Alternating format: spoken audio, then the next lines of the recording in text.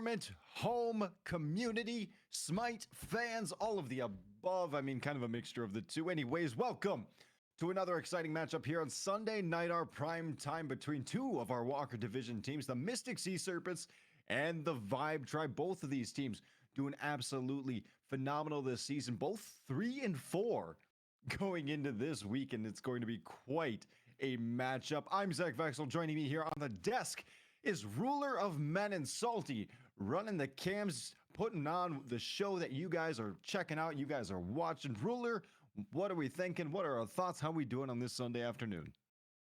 Just a little sleepy. I think that kind of everybody is. Just a sleepy Sunday. Got nice, exciting games going on. Already seeing a little bit of that preference to banning away those global ultimates. Seeing the Athena, seeing the Thanatos be those first bans. Knock out those global ultimates, get rid of that global pressure, especially that early pressure that Thanatos provides. Did see a couple nerfs in earlier on in this week. Nothing too detrimental for that god. He's still somebody who can build kind of whatever he wants and get away with it very nicely. Yao Kwang, I'm happy to see this one get banned away. I think it's a pick that's kind of flying under the radar, as weird as I should say. I don't think it's like entirely flying under the radar, but for most people, I've seen a lot of other different types of priority bans, such as the Thoths and the Kukulkan still getting removed, maybe even some Hunter pickups, the Hachiman still on the table. So kind of surprising seeing that one get banned away, especially when you look over at some of these Mystic Sea Serpents bans and I see Sun Wukong and Tyr. Yeah, Does this surprise you at all? a lot of target priority. You see the Ao Kwang ban. Maybe not the most orthodox, but it's probably Mia's best god. So taking away the best picks. Izakor has like 40 stars on Sun Wukong. Let's get him off of that, and then he's been known to have a tier, so get rid of that too. So definitely some well researched bans. Yeah, not only that, but I'm pretty sure you don't want somebody on a comfortable pick when you have a sub over in your own Both solo teams, lane. yeah. Both teams having subs in their solo, or well, sorry, Both, yeah. What is it? Two subs on Vibe Tribe, the duo lane, and then Pity the solo subbing for in for TV. Yeah, solo. Yeah. so very awesome, very fun, making sure that they're on something somewhere that they can be a little bit comfortable. They end up locking in the Charon and the Hachiman over on the Mystic Sea Serpents. Quite a power duo lane. I'm gonna hope I say it's a duo lane. Earlier this day, I casted a set and we called out the Charon Hachiman in the duo lane, but it ended up being Charon in the mid lane. So I'll hold my breath a little bit over I there. mean, Kieran mid is still just so strong. You can never Ah, know. I don't know. I'm leaning away from it. I feel like the god is finally settling down into more of that support solo role. And I think after what I watched today, I'm kind of doubling down on that one. Ishtar, Ganesha getting locked in for the Vibe Tribe. Lots of clear, lots of midline pressure. Right now, that team's showing a lot of team fight potential and a lot of potential to shred an objective, blow it up with that Spirit of the Nine wins on the Kukulkan. All the while, Mystic Sea Serpents rounding out their first phase with the Kukulin in that final slot. A very aggressive solo laner, but not the aggressive solo laners we're used to seeing. The Osiris's, the Bellonas, the Vamanas. Ruler, where are they at? Um, not gonna be showed this time. I don't believe. I know that T Pity ADC main. He has one soul in there that he can play, and it's Kakulin. So picking that in the top three for their side, probably a pretty good idea. Gonna be interesting to see. I mean, there's nothing wrong with really playing those kind of weird flex picks around, you know? We've seen hunters get played over in the solo lane. There's nothing saying T Pity couldn't have done that. You hear that? You will later. You'll check the VOD later and you'll hear that one. You'll find it. A lot of potential, like we said, time and time again. And something I know I've said to you in particular. If there's a team comp in mind and you're not just picking something to pick something, you guys are actually putting together a collective team comp, then by all means, you can pick those weird picks. They're not troll at that point. They're niche. They're interesting. And they, like I said, fit that team comp style. Anyway, the rest of the bands do come out here in the second phase. The Maman Brigitte, someone we haven't seen banned away in a while, and the Morgan LaFay. There we go. Almost got that one wrong with the other Morgan. It's so Hunbots. hard. It is sometimes. It's like I know they're not the same, but when you just start saying their name, you're like, which one is it? That one. The Hunbots and Sylvanas finishing out the bans for the Mystic Sea Serpents, and they lock in the new Wa. I don't have a lot to say about this one, so go ahead. Nuwa, she got that buff, like how many patches ago was that? Maybe like 10 patches ago, where you get the two minions at level 1. That's pretty cool. Gilgamesh. Anything Yeah, else to say about Nuwa, her? yeah. Yeah. Mhm. Conduit Gem? Yeah, Nua. Bauble No, look, OP. if I see 50% that right cooldown. now, I am going to be removing Get That Critter from this server. If that is what you're going to be doing in my games right now, here at 8:13 in the Walker division, we're going to have some hands getting thrown from me to you. Understandable. Chuck and Ravana finishing out the draft for the Vibe Tribe, rounding out what they have put together. A little bit of Chuck going over in the solo lane, so we think, and Ravana ending up in the jungle. So I feel like you might have those backwards.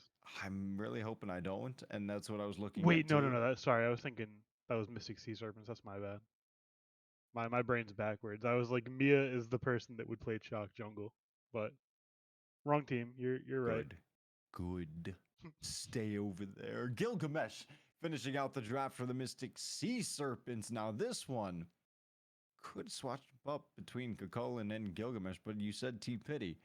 Kind of only really knows the Kukulin, so likely going to see that one running into the solo lane. Thank you, Insider Knowledge Weekly. We appreciate your subscription. We'll be holding on to that one. Make our proper payments there. So We have seen a lot of success from Gilgamesh jungle recently too. It's been looking good. So I don't hate that. see, we say that, but didn't Going Ghost eat a nice donut Yeah, but this week? Ice Age had it game 1. It's true. That is true. 50% win rate in this set. 50% win rate. I mean, you can't beat those odds, right? When you had It's a coin flip. 100% It's in the easy. previous one, right? Something like that. One thing we can say for certain. You know what? One thing I'll ask you. Looking at these two team comps, here's the fun little question that I'm going to dive on to you right here. What do you think of the Vibe Tribe team comp? Where do you think they're succeeding? We'll start with them. So their comp is kind of interesting. They have some decent secure, some decent shred, some decent team fighting mechanics. Like, they have the big Dharmic pillars, they have the storm call. They're kind of all over the map. But at the same time, Mystic Sea Serpents don't have that clear identity either. Maybe a little bit stronger in the team fights with the summon sticks and the Winds of Shamash, but I think this is going to be an all-out slugfest. Yeah, the way I look at it as well, I think you said it very clearly, is just two very team fighty comms that just want to brawl. Sure, Vibe Tribe can kind of lean towards we can shred an objective with Ishtar and then blow it up with the Spirit of the Nine Winds, but aside from that, I don't see it happening. It comes down to there's the possibility, but where's the execution kind of thing? I mean, we're not even in game yet to be able to make that call, but it's going to be very interesting once we do see exactly how this ends up shaking up. We're going to go to a quick intermission before we jump on into game, before we can get on into that one for y'all. We will be back in just a few minutes. You stay tuned. You cuties, we'll be back in a minute.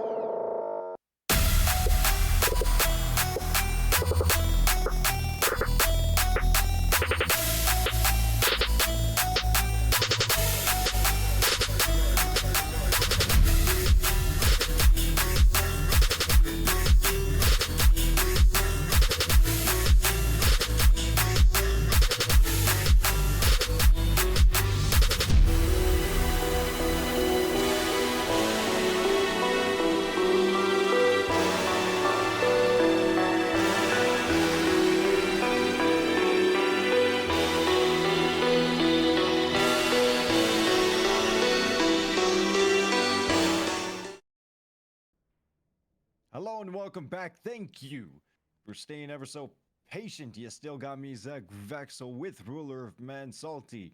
Staying salty over there on the spectate. Ever so slightly salty. Anyways, we jumped on in here to game number 1 of Vibe Tribe versus the Mystic Sea Serpents. And well, things are kind of falling in exactly where we thought they were going to be. That chalk over there in the solo lane.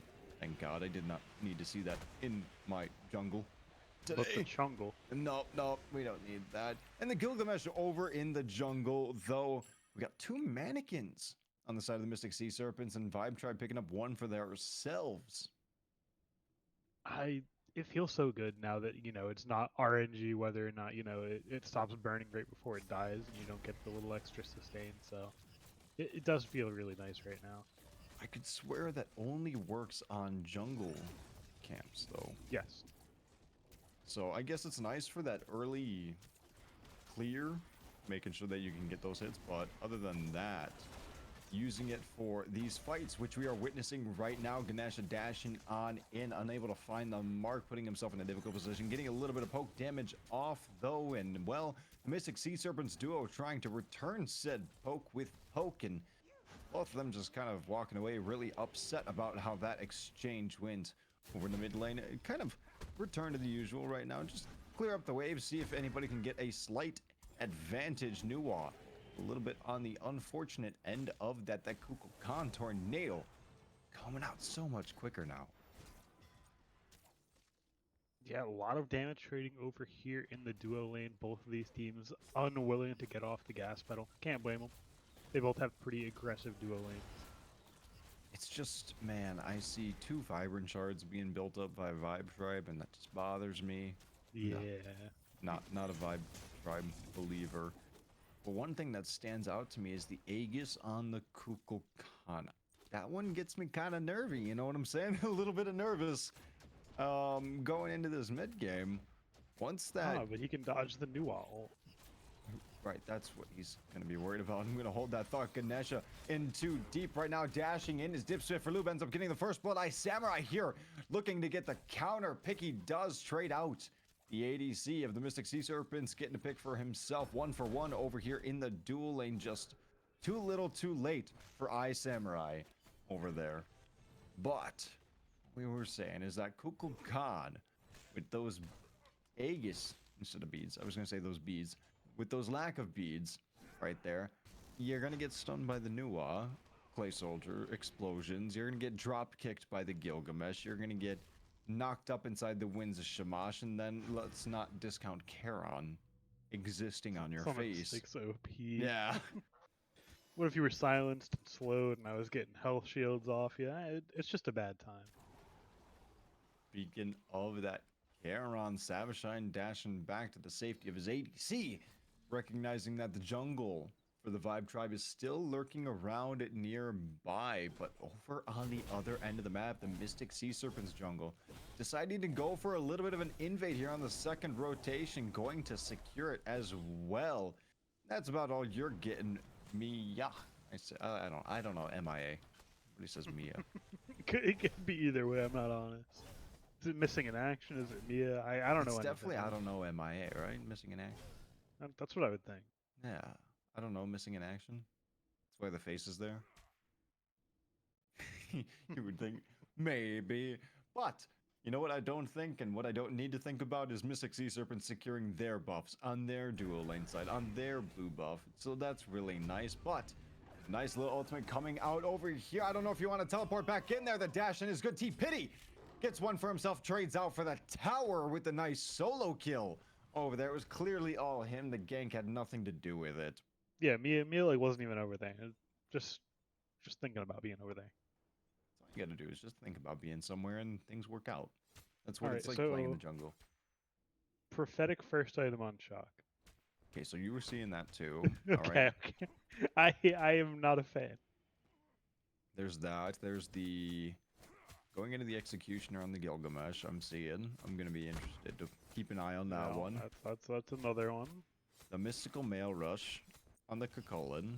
I respect it. I respect it. I can respect it. I find it interesting. nonetheless. He wants 2 ways to do damage to Just wants nearby to tick, tick, enemies. tick, tick. Yeah, oh yeah. Oh yeah, he'll be cooking with that one. No doubt. All these items being built. You guys are playing a MOBA. That's cool. Yeah. Man, Samurai back over here in the solo lane, just applying pressure to these lanes. And I'm just kind of wondering what for. He's robbing. He's getting active. Okay, you know, that's fair. Losing his yellow, but getting active. Gotta stay on top of your timers, otherwise this is what will happen. And as soon as I'm going to be watching my map constantly, as soon as I see that our Tiki has changed owners, I know that the other speed buff is pretty open as well. But why go for that when you can put this dual lane behind and have your solo laner get solo lane? So close too. Because of He's a course cool. sitting on no HP. Well, meanwhile, over on this side, Dipspit for Loop absolutely dominating in his own right. Not can stop you. Back to the gray screen. So, both side lanes getting their solo kills, asserting dominance on their lane opponent. That's pretty cool. However, the entire left side of the jungle got invaded like there was no tomorrow. The Vibe Tribe looking around trying to do some stuff. The only thing that they were able to really invade was that Tiki camp in the Mystic Sea Serpents jungle, and that trade-off is gonna hurt.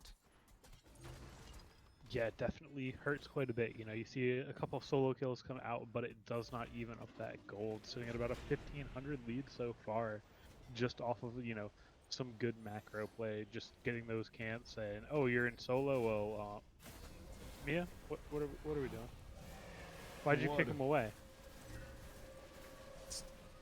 That asserting dominance like we talked about. Nice little drop kick to make sure that Wet Spinach gets back to the safety of his tower. You know, it's a, I'll be back later. You just sit tight. If I wanted you dead, you'd be dead. Exactly. I don't want you dead now. I choose when you die. That is that statement. You know, it's that whole thing of like, that healer concept when you're playing MMOs is, why do you play healer? It's because I get to choose who lives and who dies. This more so, it's I can choose when I want you to die. Transformation coming in over here in the solo lane. Thought we were going to get a little bit of a gank from, I don't know, MIA? IDK MIA. Whatever. Mia over here in the solo lane. And just going to clear out that heartbeat camp back to base. And look who's going to gank instead. It's Samurai hanging around this solo lane looking for Iza Core. He's looking for that Tiki camp again. Look at him. Yeah. It's like, I'm getting the Tiki. Yeah, gotta keep up the invade pressure, get what you can, because the Mystic Sea Serpents are playing the map very well so far in the start of this game. But look what else is getting played over here. It's Stop Use HP bar. Dipspit is putting on some pretty good fighting, poking, all of the above over here in the dual lane. Yeah, definitely showing him, maybe why he sits in that other position in the duo lane. Stop you, support player, not having the greatest of time against a person that actually plays ADC. A little bit of a challenge. Make sure to punish somebody when they're off roll. Already has that 1.5 to 2 level lead. Not only in the ADC, but also in the support, but also in the mid. Wow. XP in favor of the Mystic Sea Serpents. Gold creeping ever so much more in favor of the Mystic Sea Serpents. They are playing their macros really well on most occasions. But what's important is the overall gameplay. All right. That's what we need to focus on. I think we might need to give me a geometry course, line up some of these kicks into walls. Line up some of these kicks. Overhead kick expended to keep this Robin alive a little bit longer. Gonna have to be forced into the Mystic Rush to make it on back. Half HP though. The damage, unfortunate, unable to find the hit with the mounted archery. Nuwa going up into the air as well to get some extra confirmed damage. Now, this Robin's got him back to base, and I don't think Stoppy is gonna be too far to follow. Yeah, not having a good time over there, just getting pressured out. Hachi versus Ishtar. You'd think maybe Ishtar a little bit better on the clear end of it, but Just the aggression coming out of Dipspit, keeping him down. Held out on that back, and actually, Stop You got a little bit of a lead in the stacks department because Dipspit just wasn't back. I'm going to hold that thought right now as the Spirit of the Nine Winds gets traded out for that Summon Sticks, but unfortunately Godzilla Frost ends up falling. Since Get That Critter comes on back to mid and saves his support. Who's the real support here in the mid lane for the Mystic Sea Serpents? But So support is just a way of thinking. that It's is not flexing. it's not a role, you know. I'll play Exactly. support as jungle, you know. That's what I say all my the team time. needs. Like, yeah, just stop defining my role for me, please. Let me do it. Support is just an idea, you know. What does it mean to support? Let's get in the full. Doing what your team needs you to do. Okay, there you go. Sometimes that's playing full damage out Kwong and ranked. You know. Sometimes that's Hey, what the team needs and they don't even realize it. a lot of times that's what they need, and they just choose not to realize it. That's what I love about my full damage Alquongs and Anubis supports. That I definitely might be the one who's piloting, but that's not the case. Undefeated so far. I'm gonna keep it that way. It works. It works. You know. Can't argue with the results. Absolutely. 2-4 here. 11 minutes into game number 1 and a 2.5 gold lead.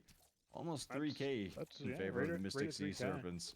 Chilling around there nice and comfortably, but it feels like what was happening in that early game, those early invades, kind of slowing down a little bit.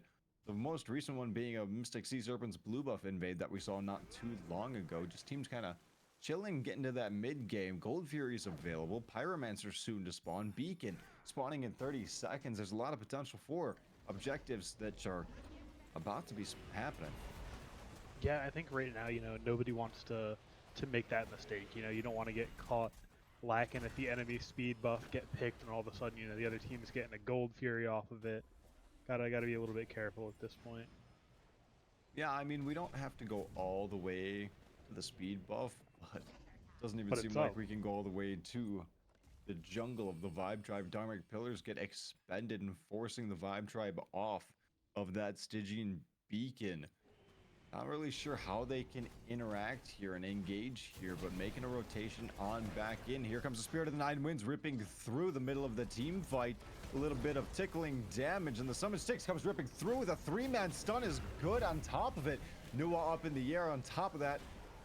Wins a Shamash, ends up finishing one off. Savage Giant ends up finding a second. Wet Spinach ends up falling as well. 2 kills in favor of the Mystic Sea Serpents. That Mystic Rush getting used to get on out of there. I keep saying Mystic because of this. There's a lot of Mystic.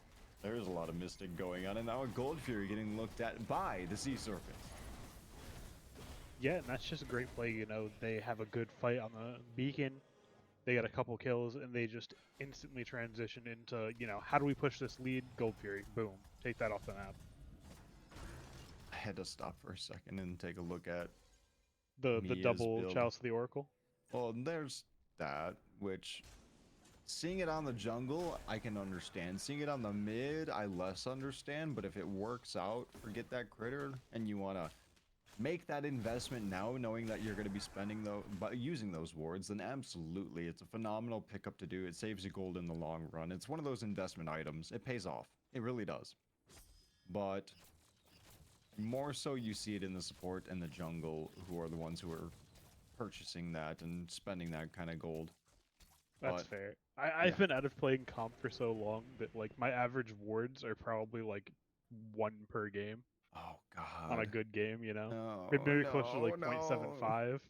No. I'm playing casuals. I am the ward. I'm looking for danger. I was taking a look at Mia's build and I was like, oh wait, that's Gilgamesh. That's right. That's just yeah. how, there is just a tier 1. You're correct. Yeah, that's just Gilgamesh stuff. I don't think I would mind seeing that get upgraded into a Prophetic or a Magi's, especially with the Ganesha on the other side. You're jumping on in. That Magi's Cloak, upgrading that into the Magi's Revenge could actually be very useful for situations where you jump in and you get silenced by Ganesha or grabbed by Ganesha. Even like a Mantle late game, I wouldn't mind. I think that's a really underutilized defense item for like just a single defense item. I saw a Mantle today save somebody's life because of the stun and the CC immunity just fucking at the perfect time and just cleansing everything. Cleanses like 2 of your CC, it stuns everybody that's diving them, and then you're just sitting there like, man, are you kidding me? Speaking of diving, jumping on in right now is Mia. Thank you. Ends up falling though to Ice Samurai. Getting the better end of that one. Vibe Tribe showing that they are here still. Do not count them out. That mounted archery shot ends up hitting the Robin. Uses the overhead kick to get bound back to the safety of his tower. Wet Spinach now dashing on out as well. And it looks like while the HP bars of the Vibe Tribe are low, Mystic Sea Serpents ended up losing their member. But over in the solo lane, a little 1-for-1 again. T-Pity getting the solo kill over onto Izakor. Yeah, that's gotta feel pretty good for the confidence booster. Yeah, I mean, straight off the bat, you know, going into a pretty strong solo lane main, and he's having a great time over there. Definitely impressive. His lead is Kill the building chest, please. and building. No.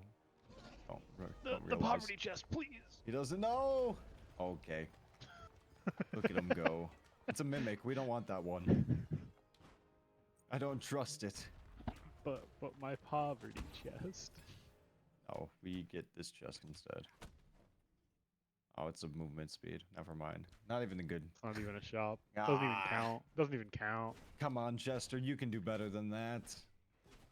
So, That's one of the coolest additions they've made to the game. I love Chester disagree. Shop. Painfully upsetting. But what's even more upsetting, though, is Ice Samurai getting caught out looking for an invade right now. Getting poked down to half health. That ultimate dropping from the chuck. This Ravana super low does not end up getting it. Hey, I think that mystical male was putting in some work right there, and there goes that summon sticks ripping through to help heal for the remainder of the Mystic Sea Serpents team. It looks like they should be able to get on out to safety. No other ultimates available from the Vibe Tribe, and now the ADCs for both these teams are here. Made the rotation on in. I guess Pyromancer might be the thought after the Ganesh's HP, though. That is Wet Spinach ends up falling. Nuwa going up in the air ends up dropping that ultimate, seeing if they could get a little bit more or just a secure. The kill onto the elephant was unnecessary, but welcome. That Aegis hurt my feelings. Give my boy Pity another kill. Come on. Doesn't need to get him out of here. Kukulkan dropping the Aegis. Godzilla Frost not going to have that one up for the next 2 minutes. And now Pyromancer getting targeted by the Mystic Sea Serpents. Nobody from Vibe Tribe able to respond, nor should they. This lead from the Mystic Sea Serpents is building absolutely drastically. What felt like only a 2 to 3k gold lead now shooting up to 10k here. 18 minutes into game number 1. They want to go to Beacon. They want to go to Gold Fury. They want to extend that gold lead even further. No tier 1 towers remaining for the Vibe Ooh, Tribe. Ganesh dashed in. Are they going to be able to punish? Without his health going down pretty fast. That's something that these walker sets need a little bit more of, like seeing somebody dash in and just beating them up because they dashed in. Let's finish first to die here. Recognizing those kind of opportunities of somebody putting themselves in a difficult position. One off the board so far for the Vibe Tribe, but a lot of low HP bars for the Mystic Sea Serpents. I wouldn't count them out yet. Speaking of low HP bars, I don't know. MIA ends up falling to Izakor. T-Pity ends up getting one in return, though. These solo laners putting on some numbers here, getting some work done. Godzilla Frost getting sent off to the gray screen, and some tower damage for the Mystic Sea Serpents, knocking it down, getting that beacon, getting some extra gold in pocket, all of the above. And they came out positive in that one. Hard to say. I think that single pick gave Vibe Tribe more gold than the 2 picks and the beacon. I think it went from a 10k to a 9k lead. Single pick onto the Gilgamesh. Who's 1-1 and 4. Yep. I'll tell you what will give them a little bit extra gold lead. The Gold Fury that they just stole away from the Mystic Sea Serpents. 4 members sitting around it, but that meant nothing to them. T-Pity, you can't be dodging those autos. People don't... Hey, that would be bashing T-Pity if I said that. Felt like... Felt You're like that allowed to. was He's in the game, you know. yeah. It was leaning into the direction of T Pity missing autos. I mean, he does. I, it's just a fact of life, you know. Wet Spinach ends up falling here, trying to peel for his teammates, and now it looks like EasyCore trying their best to get on out of there. Looks like they will do just that. Mystic Sea Serpents upset to lose the objective, but might as well keep on getting some of these picks moving around the map. Steal as much farm as you can. Unfortunately, not able to steal the poverty chests. That's my biggest objective on the map. If I'm 5k up, I'm looking for those chests. I want to make sure you know you're broke, you know. I mean, you know you're broke when you just look at the map and you can see that the stars are lighting up there. You're like, okay, guys, we're 1k down, we're 5k down, guys. Guys, I'm scared. I'm scared. Guys, why are they so big? Why there's so many chests around this camp? Get it out of here. 4 to 13, 20 and a half minute mark here in game number 1 between these two teams. And it looks like that auto trade is just going to go into Dip Spit's favor every time. Stop you getting sent on back to the gray screen yet again. And then Vibe Tribe trying to get a cheeky invade onto this red buff over here. Unsuccessful nonetheless. Now, do we have a caught out Coca-Cola? And he should recognize that the members of the Vibe Tribe were up at their back camps, but still dashing on in now, just making his way on back to the tower. And here comes that Summon Sticks ripping through, but look who else is coming. It's Dip Spit for Lube. This will be a great shutdown on top of it. They get the shutdown indeed. Samurai ends up knocking Dip Spit on back. That's going to be a really huge booster for this Vibe Tribe team now. Hopefully, Wet Spinach can make it on out. Keeps dying for the sins of his own team. You don't have to do that. Supports can live. I promise you don't listen to anybody else. Listen to me. I mean, that's not a bad trade. You know, you trade out your support for the enemy ADC. Great trade. Great trade. Do not let these people fool you, Wet Spinach. You can live. Okay. You have value. You do. A lot of it's life on the gray means screen, something. you know? No. Your life means something. To me. What do you mean? He got his ult off. That's all you need to do is support. You got your ult off, you took your whole health bar and damage. That's perfect support work. Wet Spinach. My DMs are open. We'll start a support group. I am here for you. I know your life has more meaning than this, than what these heathens tend to make you believe. As a support player, my KDA matters. I am not killing myself for your dumb mistakes. Exactly. The jungler inside me, though, is like, no, support must die for my mistakes. Man, my supports don't do that. If my support's dying for my mistakes, I'm dying with them for my mistakes. Like, we commit the bit there at that point. But, unfortunate indeed. Another Pyromancer ended up going down during that scuffle for the Mystic Sea Serpents. They have 2 bombs in pocket. That Gold Fury being an Oni Fury soon to spawn 23 minutes into game number 1. Nobody wanted to opt towards that Fire Giant as of yet. Gold Fury flashing, Gold Fury is spawning, Gold Fury's up.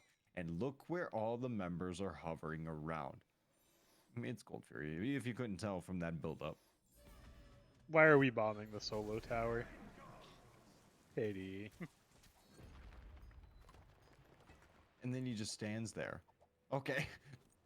Look, you can't just look like you're an AI when you do that. Just stands for a couple seconds and starts backing. Starts backing like an inch away from my samurai. Maybe it was just for intimidation, you know? Dharmic Pillars dropped. Ultimate's getting blown through here. There goes the Summon Sticks as well. Khan, though, Godzilla Frost holding on to that Spirit of the Nine Winds, looking for that opportunity. Enter this fight. Vibe Tribe trying to not let this beacon go down, trying not to let the Mystic Sea Serpents get whatever they want, but T-Pity is here, jumping into the back line. Here comes that Spirit of the Nine Winds. It hits Coca-Cola, and T-Pity takes no damage. That tickled him. Godzilla Frost, though, ends up falling. Now a nice double stun here on top of the beacon, still holding out, but Dipspit's gonna end up finding Wet Spinach, and now it looks like the Chalk. He's, of course, surrounded by 4 members of the Mystic Sea Serpents. Ice Samurai ends up finding get that critter. Thank you, English language, for not failing me too poorly. And the beacon ends up getting found by the Mystic Sea Serpents, and they want the Fire Giant with only 2 members of the Vibe Tribe remaining. Yeah, I mean, 2 members remaining. They do have that double auto attacker, you know, core with the Gilgamesh and the Hachiman, so realistically should be able to take this down. Do see Samurai teleport over, looking to get active on this. Still going to have some chances to steal here. Holding out, lurking around nearby, getting it down to about 15% HP. Vibe Tribe stole 1 objective away already, but this Ravana is too low. This Ravana is way too low when you're at 0 HP. Now jumping on in, forcing the beads on the Ishtar. That Fire Giant going down the way of the Mystic Sea Serpents. Man, it almost felt like they could have held out for another 5 seconds and let their Nuwa got it. But it's perfectly fine. 4 members, Fire Giant in tow, in a 12k gold lead for the Mystic Sea Serpents here in game number 1. Yeah, definitely pretty, you know, big gold lead so far, and they're just going to be able to build it with this, you know. Going to be looking at an Oni Fury, a Pyromancer, 2 towers, you know. Going to be able to balloon that to at least 15, 16k if they play this right, so should be able to really just turn this game in their favor. Right now, we got some towers we can clean up for the Mystic Sea Serpents, but if I'm Vibe Tribe, what is my way back? What is preventing me? What's the win con that I need to feel like this was a successful fight? We can reset, go into the next one, do the same thing, rinse and repeat, and get ourselves back even. What are you thinking? Honestly, it's an uphill battle for them. I mean, they're just pretty far down in the farm category. You know, Ganesha isn't level 15, so he can't have an upgraded starter. You know, solo and mid, same thing. Not level 20, can't get those upgraded starters, and they really just need to be able to calm down, take the farm that they can get, and you know, not take poor fights against this, you know, ahead Mystic Sea Serpents team. I'm preaching about upgraded starters, but I just watched Savashine not only buy a Charon's coin, but by tier 1 of that Pridwin, getting that tier 1 of the Arthurian tree online instead of upgrading starter. Is starters that important, Ruler? Yes, they give you more gold. The support starters give you more gold. Team fight going down. Godzilla Frost ends up finding the first pick of this fight. Dipspit for Lube ends up finding Izakor, though, in a low HP. Elephant is doing his best to get on away. Dipspit gets a double kill here into this team fight, and the Ravana is low. Nobody wanting to chase too hard, but we are going to be able to dive into this tier 2 tower extremely low after the quantity of beacons that the Mystic Sea Serpents have gotten. They have a wave coming up. They have 2 bombs in pocket. Make that 1 actually, because the other one's on somebody on the gray screen jumping on in, getting some good damage over on to stop you, forcing them out, and that's going to be a middle Phoenix gone at the 27, almost 28 minute mark here in game number 1. I love this call. This Just is go very right for sketchy. this Phoenix. They have the bomb. They have Fire Giant. Don't have a Charon though. Doesn't matter because it's basic Fire Giant, and what a Spirit of the 9 Winds, finding 1. That's 2 kills. Make that soon to be 3. Somebody put this Hachiman down. He's not gonna fall though. 2 for 1 here on the Phoenix defense. I didn't like the call. Okay. I liked the call until I saw 3 people get hit by a cuckoo Spirit of the 9 Winds. There was that, but there was also the fact that their minion wave was pushed so far back, they weren't removing the backdoor protections. One of them just got back from respawn. The other 2 members that were still on the gray screen were soon to respawn. They had less than 10 seconds remaining before they got back up. I was very nervous if I was the Mystic Sea Serpents making that call. I was wondering if you just kind of take your wins, you know, back off, finish off that tier 2 tower over in the dual lane, and then back off to the Gold Fury that was soon to spawn while clearing up the jungle, and that would just alone push your lead even further. Well, I think that's the right way to play it, but that's not the fun way, you know? What do you mean the fun way? Yeah, the fun way is to throw. Oh, okay. Yeah. So we're gonna see how heavy of a object we are throwing, whether it be just simple golf ball, baseball-esque, or if we're just bouncy eating ball. bowling balls, yeah. yeah, not going to be able to swing the game too far out of their favor. Still looking at about that, 10, 11,000 gold lead.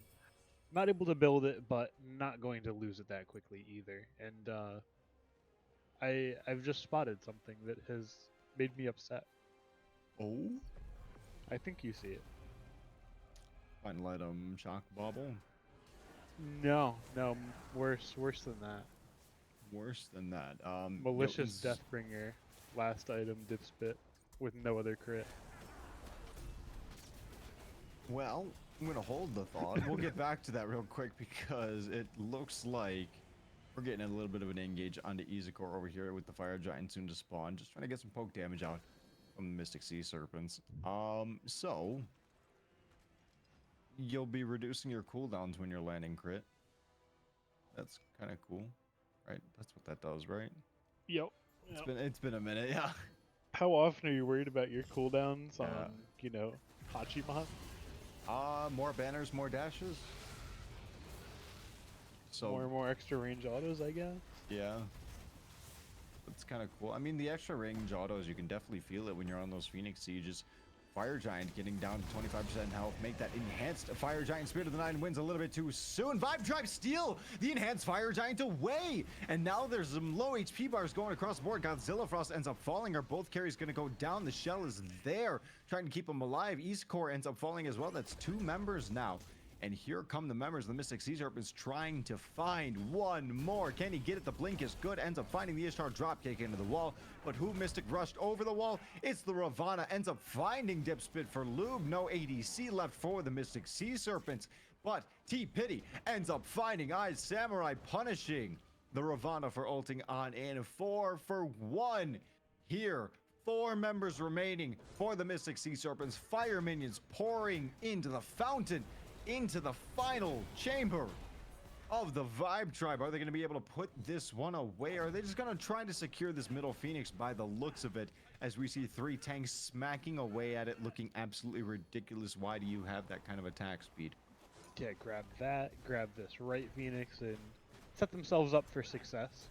I don't mind them not going for the end call there. I think it could have been done if Nua was there with them, but better safe than sorry. You fail on that siege the first time, and you gotta rethink everything. Like, maybe we can't just walk into a Phoenix. Yeah. It was a good lesson learned. Now they're going to back off, clear up this jungle, make their way on over to the Pyromancer pit. And maybe, so maybe, look for a march up on that dual lane side, clear out that last remaining tier 2 tower, and start to pressure that dual lane Phoenix. No Fire Giant needed. Yeah, definitely. If they're able to push smartly with their waves, you have those 2 other fire minion waves pushing. They're gonna have to be dealt with by somebody. They should be able to just kind of get that last Phoenix for free. Back, reset, use this 13k gold lead to get that final item online. Make sure your starters are upgraded. Make sure your relics are upgraded. Get some pots and pockets. That's pretty cool. A lot of stuff that you can be doing. Or maybe if you're Eye Samurai, just even buying a second relic. That's always an option, But you're only a level 20 He likes the Ravana. golden shard. He likes the guy. I remember it was last week. He had the golden shard level 20 as his Hun bots. How did that work for him? Oh, they won.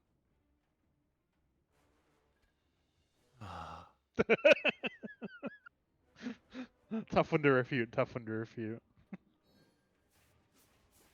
No, it's not. Anyway, stop doing it. He got his relic. It's Aegis. I mean, he's got 2 CC immune abilities. He doesn't need beads. Aw. Gonna be making me think about this one. I don't know if you can be up here, Dipspit, if you're getting caught out right now. Unfortunately, Vibe Tribe was not too quick to jump onto that one. Kind of what we were talking about earlier, about recognizing those kind of opportunities. This is not a defendable tier 2 tower, not even lightly being able to defend it. You might end up getting yourself caught out right here as the Ganesha getting poked out to absolutely half HP. Eye Samurai finds Dipspit for Lube though, and with the ADC for the Mystic Sea Serpents gone, what will come next? Get that critter, ends up finding the elephant. Wet Spinach ends up falling And the chase is on with 3 members of the Mystic Sea Serpents pushing into this Phoenix, just trying to find one, trying to find Stop You. Unable to do so. Maybe switch targets to this Robin, who overhead kicks, rejoins his team, as so do the Mystic Sea Serpents. Yeah, I mean, honestly, that tier 2 looked a little bit more defendable than you were letting on. Pretty good What? defensive fight out of the Vibe Tribe, you know, able to knock a couple members down and really stop that push. I wonder if it's... I don't think it was defendable. I'm gonna stick to my guns on that one. I agree that you're What correct, but you I know, Vibe want to Tribe made it say, defendable. Vibe Tribe took out the priority target, which was Dipspit for Lube. Okay. Get this ADC out of here, and it's really shutting down the push, it feels like, for the Mystic Sea Serpents afterwards. What happened in the previous one, you know, where they had that fight around the FG. Everybody for the Vibe Tribe almost died, but the one person who died for the Mystic Sea Serpents was Dipspit. And so they're like, oh, we're just going to take the mid Phoenix and the solo Phoenix and call it a day right there, you know? Whereas I'm sure if Dipspit was alive, maybe then they would have been a little bit more confident about looking for the end goal.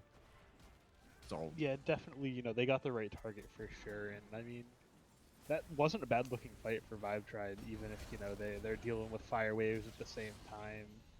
I mean, they definitely still have life in them, you know. A couple more good defenses and they could be back in this game. all it takes is one fight here at 36 minutes in game number 1. Fire Giant getting picked up. Nuwa getting knocked up by the Fire Giant. Holding out, and there goes the Summon Sticks ripping through. That is a very crucial ultimate to have on cooldown so early into this fight. Hopefully Vibe Tribe sees this as their opportunity to take advantage of something here and look for a little bit of an engage here while their Phoenixes are dying. Mid Phoenix gone. Solo Phoenix should hopefully stay alive, and the engage is on over here in the solo lane. Dharmic pillars are dropped and the Nuwa went up. The Nuwa came down holding out for his life, and no way you get out. I didn't think so. Dip spit for Lube. Ends up finding the first pickup on this fight. The Hachiman looking for a second, unable to connect the autos onto the Chuck. Just out of range. He's found by the Gilgamesh Blink for blinking over back in the solo lane. The timeline is procced on this Kukulkan, who makes a massive Spirit of the Nine wins off of the timeline, getting a double kill. Yes, you jump up and down. You're a good boy. You did that. You did that. All my homies hate timeline, dog. Fuck timeline. Number 1 timeline hater, bro. What if you killed somebody, but then they came back and just fucking cuckoo ulted you? Wow. Unreal. Unreal. He was holding out on that one. That hurts your feelings so bad I'm when it like, happens. actually at a loss for words after that. I'm trying to collect my thoughts here. Wow. It's like timeline, when it works, it works. Oh, when timeline goes crazy, it's like the most insane pickup in the game. And then other times you're just sitting there, just like, damn, I gotta just sit here and die again. All right. Enhanced Fire Giant getting picked up by the Vibe Tribe. Extremely low. Vibe Tribe end up securing that one. No Spirit of the Nine wins needed, but Godzilla Frost is gonna find Mia on the back line. And now the Hachiman down as well. 5 members strong on Vibe Tribe. 5 members with Enhanced Fire Giant, but they have 6 towers to chew through before they can even think about contesting and pushing in to cracking this base. Well, not entirely true. I guess they only need 2 towers down in order to crack this base open. 40 seconds remaining on the first member. This is their opportunity. It's unfortunate, in my opinion, that Izakar backed. That was the key right there. The lock was getting ready to get turned, but they just want to go and clean up the other towers instead. Can't blame him, you know, worried about those Winions coming from the mid lane. He was about half health. I don't hate the back, but I think if he's there, they definitely can look for that Phoenix. He does have the persistent TP available too. So Angie's got a lot of cooldown. 50%. yeah. So my question is, why do we send the Chalk back? because he Yes. wanted to go back. I don't know. So He's getting a here little we are, homesick. 39 and a half minutes into game number 1. Gonna get that Oni Fury reset after taking the last tier 1 tower over in the duo lane. Buy some items, get some pots, go back on up, do it again, run it back. Yeah, definitely gonna be a little bit tougher for him this time. You know, I've tried to have all 5 members with that fire giant, that enhanced fire giant, but all 5 on the Mystic Sea Serpents back up, and that gold lead does not matter anymore. So going to be a tough one to really gain that momentum back for the Sea Serpents. Oni waves getting cleared on up and beacon going down, getting a little bit of damage onto these towers. Middle Phoenix soon to respawn, and all that pressure from the Mystic Sea Serpents then soon to be gone. 5 members strong here in the mid lane, all holding that EFG around pocket, but they only have a minute and a half left on that buff. How would they utilize it is going to be a very important question. A little bit split up are the members of the Mystic Sea Serpents right now, as the Vibe Tribe are grouping around this mid lane, looking like they want to take this tier 2 tower, but a little bit uncertain on it. Yeah, definitely struggling to find their opening here. Just too afraid to make a big play, I guess. And that's not going to do them any favors. Gonna have to really wait until the next EFG if they're gonna play like this. Gonna have to wait for the next 5v5 to look for a fight if they're not willing to go dive those towers. If not now, then when? I think that is something that should be in a lot of people's heads. When you're playing in these kind of instances, everybody out there who's watching, everybody out there who will be watching. If not now, then when? You saw the damage that just got dealt onto that Pyromancer. You see the damage as soon as they'll step into one of these towers and start smacking, and how much damage this team actually does. So what are we waiting for? Because like you said, we got 10 seconds left on the Fire Giant buff. That whole minute and a half absolutely just gone. Look at that tower gone and 2 auto attacks. And so now we just all in committed for the tier 2 tower. And now we don't have the. And now we go back to Fire Giant. Just Absolutely. Yeah, it's a tough one. They're being maybe a little bit too cautious, I would say.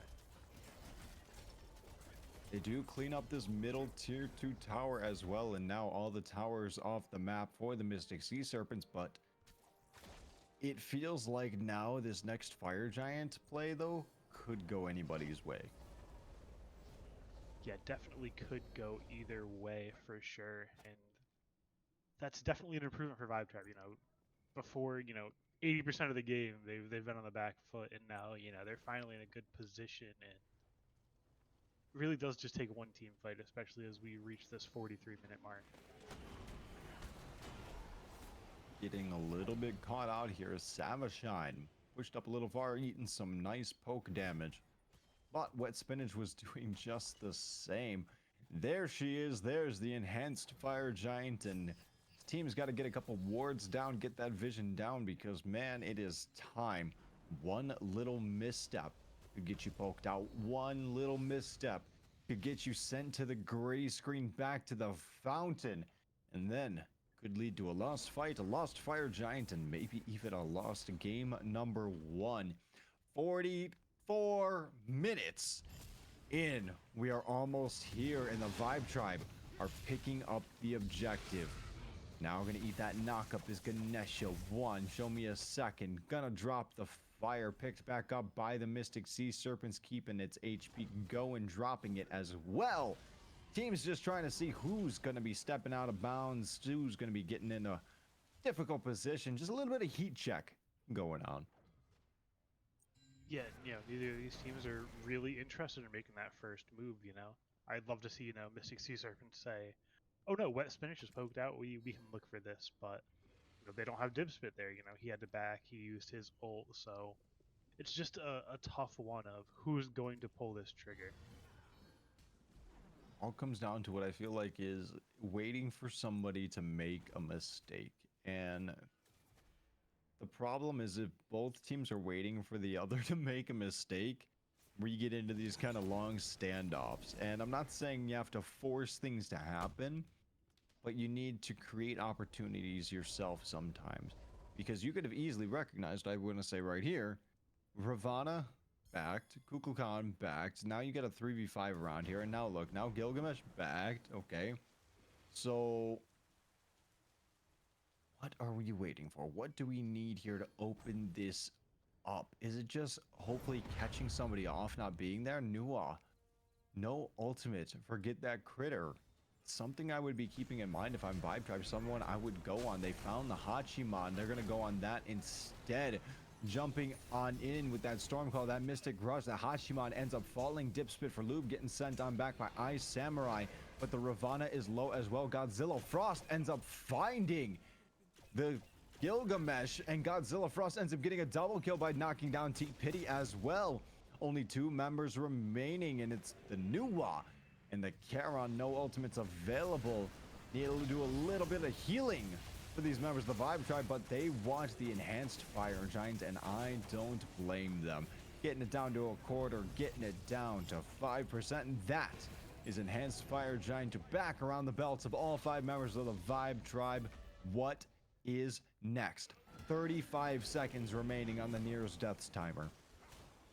I would have loved for them to look to crack that base, but again, they're playing a little bit slow, a little bit careful, and I don't think that's going to pay out for them. You know, you're going to allow the Mystic Sea Serpents to get their respawn timers down and to respawn and be able to fight you 5 versus 5 on these Phoenixes. Would have loved for them to just say, no, there's just a Nuwa and a Charon. We're getting in there and we're going to make something happen. So what I hear you saying is, see you in 5 minutes at the next fire? Certainly is what it looks like. However, Vibe Tribe getting themselves in there. Mom does. They're walking in this time. That Phoenix. Feeling confident, recognizing that this is the opportunity and seeing that the opportunities are there. Taking 1, taking 2 Phoenixes, Mystic Sea Serpents marching on in. Low HP targets, at least low HP Izakor on this chalk. Is the support for the Mystic Sea Serpents pushed up a little bit too far? Now in the retreat is the Vibe Tribe. Yeah, Vibe Tribe able to knock down those 2 Phoenixes, though. That is going to leave a mark. Going to, take away a lot of the options of the Mystic Sea Serpents as they, try to find something off the end of that. But without being able to find Izakor early in that, they're not going to be able to get anything done. Primal Fury going the way of the Vibe Tribe. I held my breath. I was like, this is getting stolen. Like, you heard that. I was like, oh no. Oh no. I could feel the pause. Spirit of the Nine Winds stealing away the Primal Fury. Honestly, I think that Vibe Tribe just figured out what they needed to do to win this game, and how have they won all of their fights now? It's picking out Dipspit. Oh, wait, we went on him once, we got his ult. Okay, next time we're gonna get his Beads and Aegis, boom. 3rd time's the charm, gonna knock him out. Just done a very good job of, finding where they need to get that pick. Making sure that they can knock down this Hachiman. I think, you said it very well, and it's something that we mentioned earlier too, was this Hachiman getting picked off in these fights has been a very huge opening for the Vibe Tribe, whether it be on offense or defense. Now blinking on in, forcing the double relics of Get That Critter. Chalk gonna make it on back. Here comes that Summon Sticks ripping through. Final Phoenix off the board for the Mystic Sea Serpents. Nuwa goes up. Nuwa comes down. Cucullin is in too deep. Cucullin sent back home to the gray screen. And now look who's low. It's Izakor and Stop You. Izakor ends up falling to get that critter. And Dipspit ends up finding Stop You as well. 4 members of the Mystic Sea Serpents remain, and the Vibe Tribe are back in the retreat. Yeah, not able to end the game quite yet, but I mean, 3 Phoenixes down. They're in a great spot, regardless of whether or not they lose 2 there. So, going to continue having this game go just a little bit longer, like you were talking about, see 5 minutes of the next DFG. Looks like we're getting back into that territory. Hey, I didn't mean do it. You know, Well, like they took you a little too literally. I'm sorry. no. Yeah, you guys, you don't have to do that. I'm here to cast you, not predict you. Don't. That's not how this goes. I'm not here for in-game coaching. I'm here for you to end the game. Nah, I don't mind them playing a little bit safer, but you know, definitely could use a little more pushing of their advantages. Enhanced Fire Giant buff is now down. 60 seconds remain before the next one will be respawning. We've approached the 50-minute mark here in game number 1, and the score is 19 to 30. We don't care about gold at this point in the game. Everybody's full build. Everybody has upgraded relics. Everybody's buying wards and pots and all that jazz, getting Christmas gifts for grandma and grandpa alike. What a time. Mystic Sea Serpents picking up their 4th bomb. If they ever get a chance to be aggressive, It's they can end over. real quick. Yeah. I just want to see like all 4 bombs get dropped on something, just one target, and I want to watch its HP just go away. Whether it be the Just drop fire 4 giant bombs or on the yeah, Titan. Just that's what I was gonna say. take half the damn Titan's health. Just blow it up. Show us what you're made of. Show us what these bombs can do. Mid Oh Phoenix no, the left and Phoenix. The duo left Phoenix are trying to back to go for the defense. I don't know if he makes it in time. Dip Spit is over in mid trying to defend that one. Vibe Tribe securing the enhanced Fire Giant. Though at the 51-minute mark, they do defend those Phoenix's final. Fire Wave getting knocked out in dual lane as we speak, unless there's a weird glitch that is preventing me from seeing a certain minion that keeps appearing by the tier 2 tower. Final Fire Wave getting sent on out. The Chalk going back in though. He's a core just getting a little bit of an ultimate off, seeing what he could find, seeing what damage he could do. Enhanced Fire Giant around 5 members, but only 1 ultimate remaining. It's the Mystic Crush on Ice Samurai. On this Ravana still remaining. Marching in now is the Vibe Tribe members. Nuwa goes up, drops that bomb, applying that anti-heal to everybody and their mother. Middle Phoenix going down yet again. The Ravana is in too deep. Gonna walk on out of that one. See if they can get a little bit of a return here. That Poly Spit. Look at the damage it does to that. Hachiman forced to use the ultimate to retreat and get on back to the safety of his fountain. This is a tight one, 5v5 still alive. Left Phoenix is up, but again, not able to find enough of an advantage for the Vibe Tribe to feel comfortable ending, and they're gonna need to find something soon because you can take the Phoenixes as much as you want, but the Titan is the one that decides the game. What do we say? I'll see you at the next FG. Yeah, you're trying to figure out how to follow that one up. I don't want to talk about it. Beacon going down. Oni Fury going down. What is it going to take for Vibe Tribe to say, yes, this is it? Fire minions in all 1 lane. Oni minions in all 3 lanes. There you go. Yeah, we got this. Marching down the map, seeing what they could find. Looks like Izakor are going to clean up that solo lane Phoenix while the remaining members of the Vibe Tribe marching into this dual lane. There goes the Dharmic Pillars, but the HP bars are getting low as the Cha jumps on in. That's 2 kills, 3 kills over here for the Mystic Sea Serpents. Stapu falls, Wet Spinach falls, Ice Samurai make that 4 falls. Godzilla Frost as well. The last one There's remaining. so many minions coming. There's so many core. minions.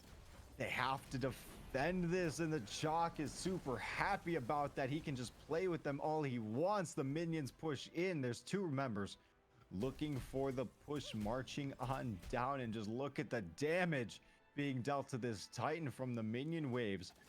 And it just looks like Mystic Sea Serpents want to crack this base, want an opportunity here.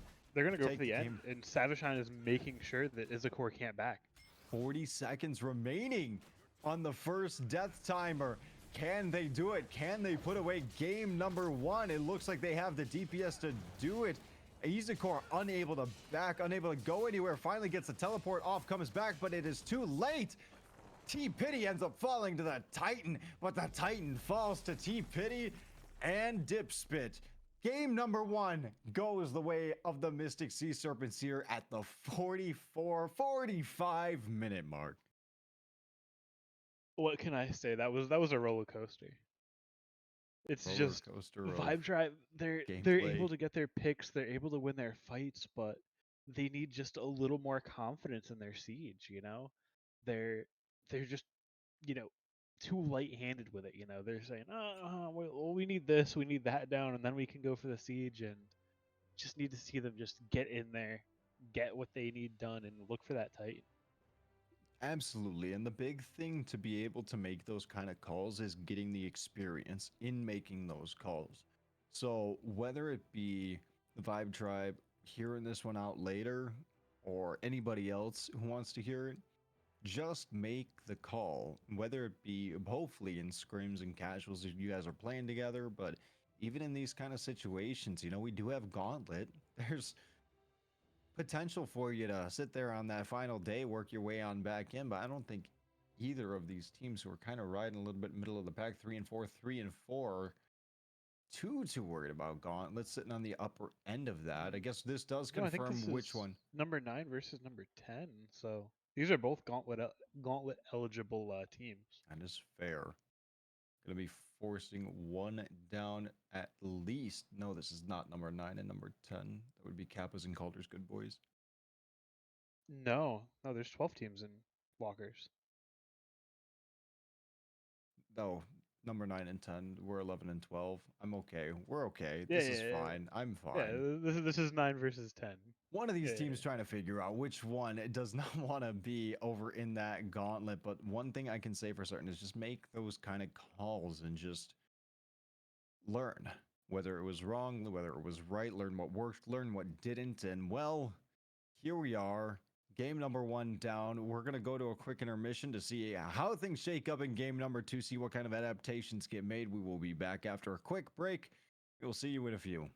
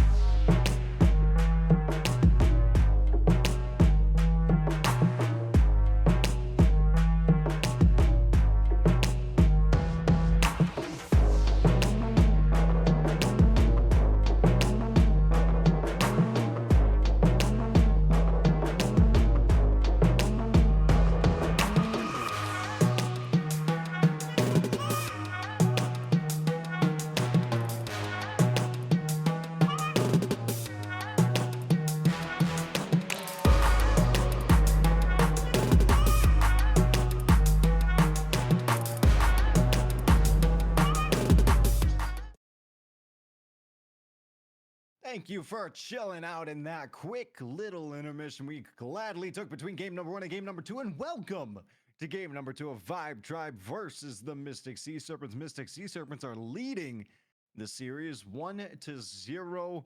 Ruler, we're here. It's game number 2. He's still with me. And what are your thoughts going in to game 2? Um, so I mean, both of these teams really need to work on pushing their leads and pushing their advantages. That's the big takeaway from last game.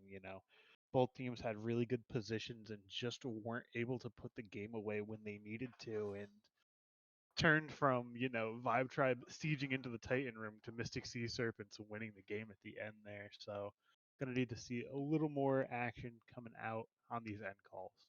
Recognizing opportunities, seizing those moments, and like we said, pushing those leads. Absolutely, I agree with you 110 up, maybe even 120%. And I'll that's take a lot of 115. best I can do is 116. Okay, okay. Okay. Looking here at some of these bans, we're seeing a lot of similarities. One thing that is different is Vibe Tribe banning away that Hachiman saying, keep it off Dipspit over there. He was putting up some numbers. Yeah, he had a really good laning phase with it, and I mean, he racked up so much damage. I think he was top damage over the Nuwa. I know it was close. I know they were both in the 60s, so definitely pumped a lot of damage out on that Hachiman. It's gonna be the Kukulkan who gets hovered and locked in here for our first pick for the Vibe Tribe, taking that one again. Over on the Godzilla Frost, gonna run that one. Looked very good, and let me tell you, one play that definitely stood out in my mind was that timeline defense. That hurt my feelings. Like that gave me physical pain when I watched it because I've been in that situation. You It's just you pop the timeline, you're sitting there waiting, and then all of a sudden they just kill you, and you're like, man, that is not fair. you just like slam the keyboard and put a hole in your monitor. It's like, why? How could this happen to me? Why has God forsaken me? No kidding. It does feel that way sometimes. However, and again, the Kukulkanti Pity's only solo laying god for the Mystic Sea Serpents, seeing if they're going to lock that one in. They're really thonking here in the first picks of the first phase in game number 2. Yeah, sea Now, serpents certainly taking their time. They're thinking about this one. they're thonking real good, yeah. They're like, Now, man, they got the cuckoo. He was really beating us up in those, jungle passages. now instead going to switch it on over and pick up the X Ball in their first slot. Going to be able to turn off the lights over there, and it's a Yamoja who gets hovered and locked in here in game number 2. And man, I think this is a record, right? Have we ever seen a Yamoja in a Walker game this season? Yeah, almost exclusively piloted by the Mystic Sea Serpents. It has been a pretty big Savashine pick. It was a pretty big Tiny Giant solo lane pick back when he was still on the Mystic Sea Serpents. So not too surprising to see it in a Sea Serpents game.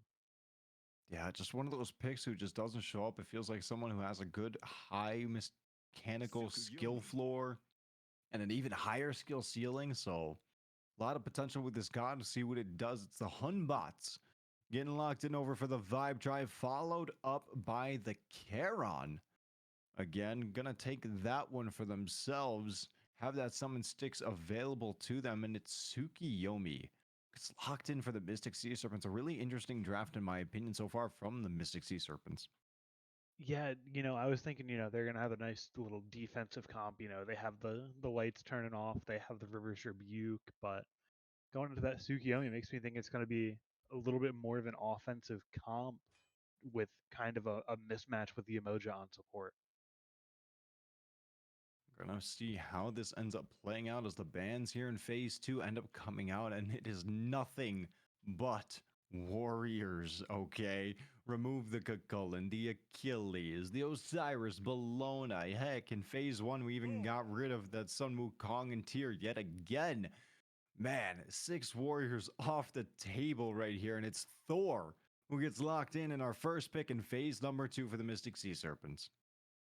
Thor solo, I mean, it can work.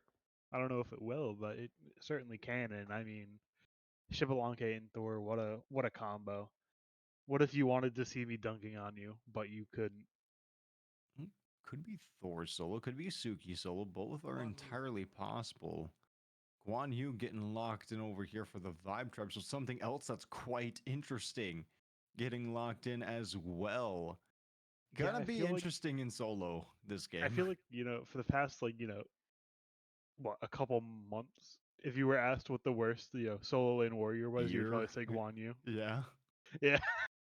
Interesting choice, but I mean it's got the prot shred, it got the heal got buffed, right? A little bit of extra healing. You put a bauble on him, all of a sudden he's taking away all the cooldowns on Vibe Tribe's team.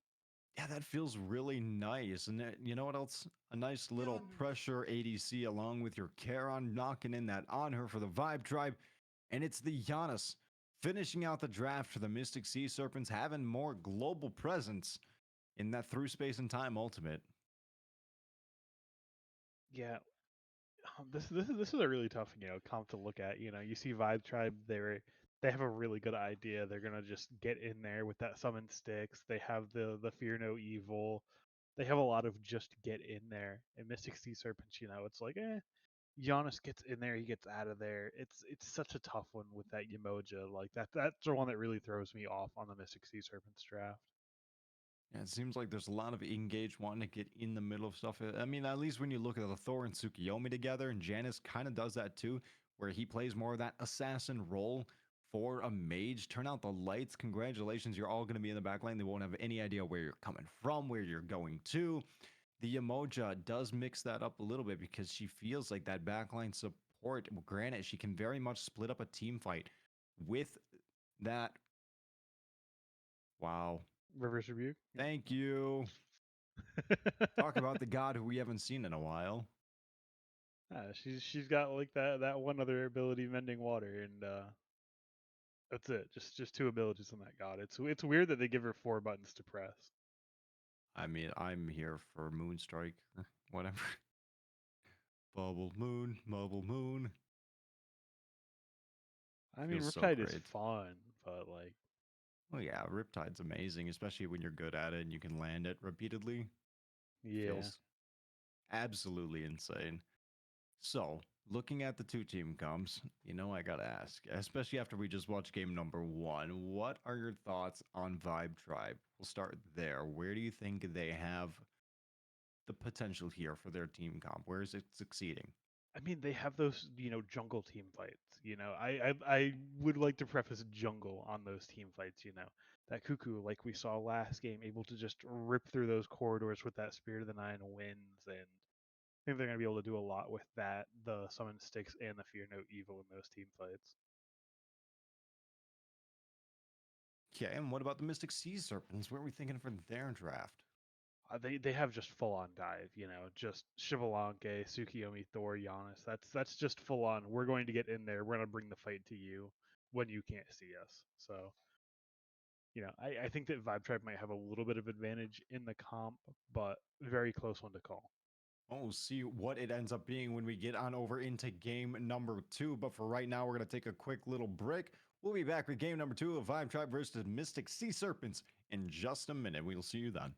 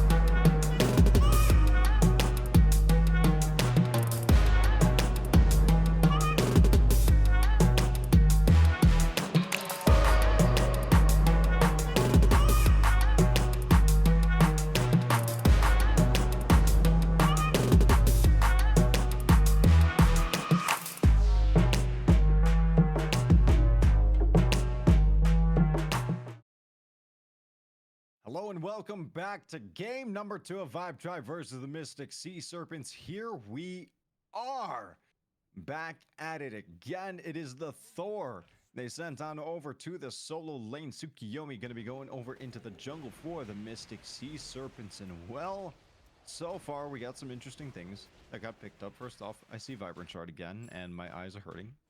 Yeah. Not a Vibrant Shard believer. I gotta say. I agree. You know. I agree. Second thing, the Kukulkan Khan did go with an Aegis in this first item slot. That one kind of strikes me a little bit as surprising. Oh, it'll help him get away from the Tsukiyomi ult. That's the reasoning. I can't tell you if it's good or not, but that's the reason. I'm just worried about the CC, you know, and like the Thor wall, the Thor ult, the Tsukiyomi 2, the Janus portals, the Yamoja strikes, or the Yamoja portals, or the Yamoja ult, or I feel like there's a lot of CC that I would want beads for. I can agree with you on that. not to mention if at any time your 2 is down, the slows that come out from the Tsukiyomi or the Yamoja or the freaking Janus or the X-Ball or a horrific on, you know. Yeah. So you know what else I might want? Something that isn't a tainted steel on this Thor. would that be why? Yeah. I feel like he might have been able to like think about clearing the wave if he had Bluestone. Okay, so we're on the same page. Their first blood going the way of Vibe Tribe. Izakor taking that one away, knocking T-Pity on down. Looks like he's going to be building into that Soul Eater build, getting that tier 2 gauntlet on hand. Little 08 on the HP bars is the Vibe Tribe over here in the dual lane. Mostly wet spinach on this Charon, dashing away, just looking for some poke damage. Unfortunate pillar impaled. A little bit off the mark, just trying to secure that neutral farm, I guess, and be on our way. Yeah, not going to get too much done over there. I mean, Mystic Sea Serpents just have such a big advantage already in that lane with those health bars, so not going to be able to find too much value there. I'm really trying to find the value in the Tainted Steel, and like, I understand that Guan has a heal, but like, why? It's going to be very interesting. We will be back in just a few minutes, hopefully, with the answer to that one. Going to be taking a quick break. See you guys in a minute.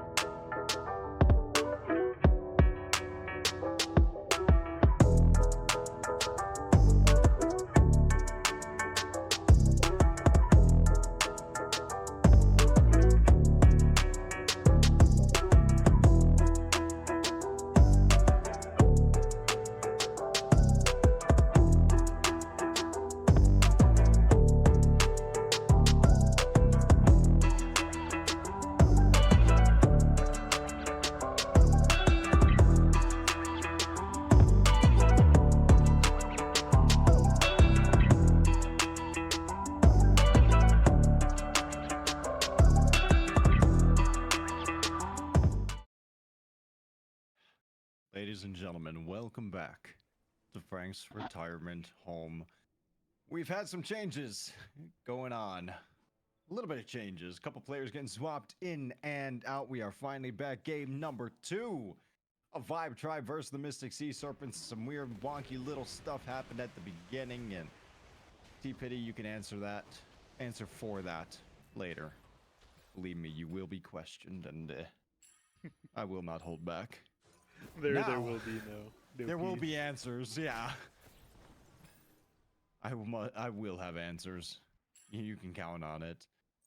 So, here we are, same picks, different gods, different players, and Same gods. yeah. Kukulkan holding on to that vibrant shard Aegis start. See how that one turns out for him. Roller, what are you thinking? What are your thoughts? We kind of delved a lot about this a while ago, but what are you thinking here going into game number 2? I don't know anymore. You know, these rosters have changed so much since we took that little pause at the start of game 2. You know, all of a Can't sudden just do me there's like that. fried ice cream and Orion Pax are here. I'm scared. I don't know what's going on anymore. You can't just do me like that. Okay, so let's take a look at it objectively. T-Pity's gonna get his HP bar poked out to nothing. We saw this happen back in game number 2, part 1. Faithful reenactment. Yeah, gotta stay true to it. Looks like the X-Ball Yamoja are getting a little bit of lane pressure over here. Kind of surprising. And now jumping on in over into the solo lane, going down. That's the actual first blood going in favor of iSamurai, taking that one for Vibe Tribe. Yeah, it's weird that it says 2 for iSamurai's kills and 2 for T-Pity's deaths, but that was first blood of the game. First blood of the game going towards Vibe Tribe right there. You guys saw it. Nothing else happened beforehand. How is the solo lane of T-Pity going to recover? Well, I tell you what, it's a gank coming in from Tsukiyomi. I don't know. I don't know, Mia making the rotation on in, unable to find anything, and now a dash on in over into the dual lane, getting extremely aggressive over here is the X-Spelunky. That is Orion Pax this time around. Yeah, getting aggressive just like Dipspit was in the previous game, and that's definitely what we want to do. You have that Yamoja, you have the Shivalanke, you have a lot of early pressure, a lot of early damage you can put into the other team. Kind of surprising. Dashing in again, looking for a little bit of something. Don't see that they're getting wrapped by Ice Samurai coming in behind. Here comes the monkey, jumps on in. You are now slow knocked up and followed up. This Hunbots is on a 3-man killing spree with 2 kills in the game. Unbelievable. What great pressure he's applying over here. Yeah, definitely just getting it done nice and early here. And I mean that's kind of what you need to do. Ice Samurai already, 3-0 on that Hunbots, and going to be tough to deal with once he, gets that level 5 as he just takes to it. Unfortunately, not going to look for the invade over here, but you know who did?